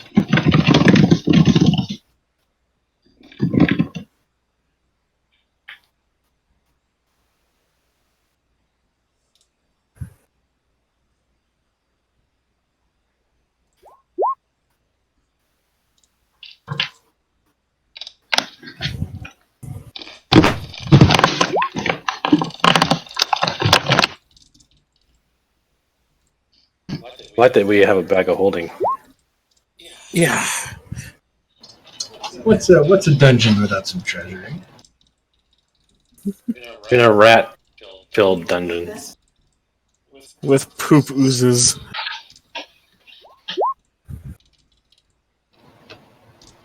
You guys weren't expecting that, though. No, I wasn't expecting that. I was expecting more obsidian and copper pieces. Gotta keep you on your.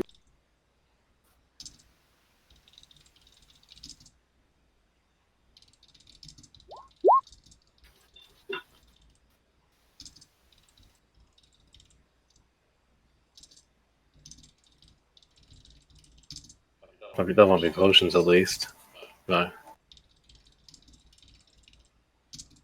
Yeah, and sadly, my character won't be able to do anything until he can get to his supplies. Hey, Zarak, I handed you that scroll. It basically looks like it might be a scroll written in Elvish.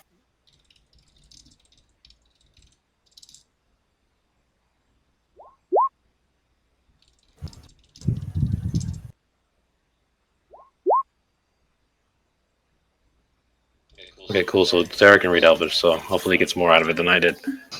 Zarak, you read it, and it reads very similar to a protection from energy spell.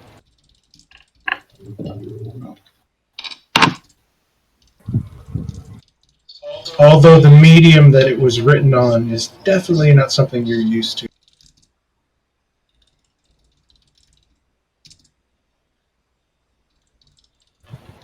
I hope you guys are enjoying my my mega dungeon. Your rat crawl. It's pretty cool. Pretty cool. I've never really made like a mega dungeon, so this is like the first one. Or I mean, like, should we just jump down the hole, see if he even prepared the lair? You guys totally could have jumped down that hole.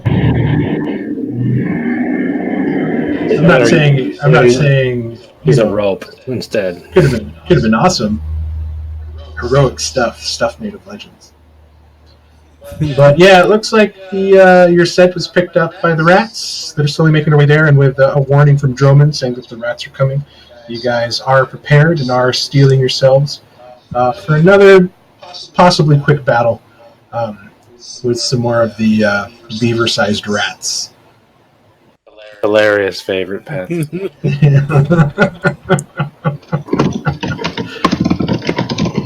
Bugs and rats. Sorry, guys. But... Thanks, everybody. That was fun. Thank you. Yeah, I'll see everybody next Tuesday. We're going to pick up, and we're going to see who's going to win out, Thalian's Perseverance or the group's conscious decision to get the F out of here.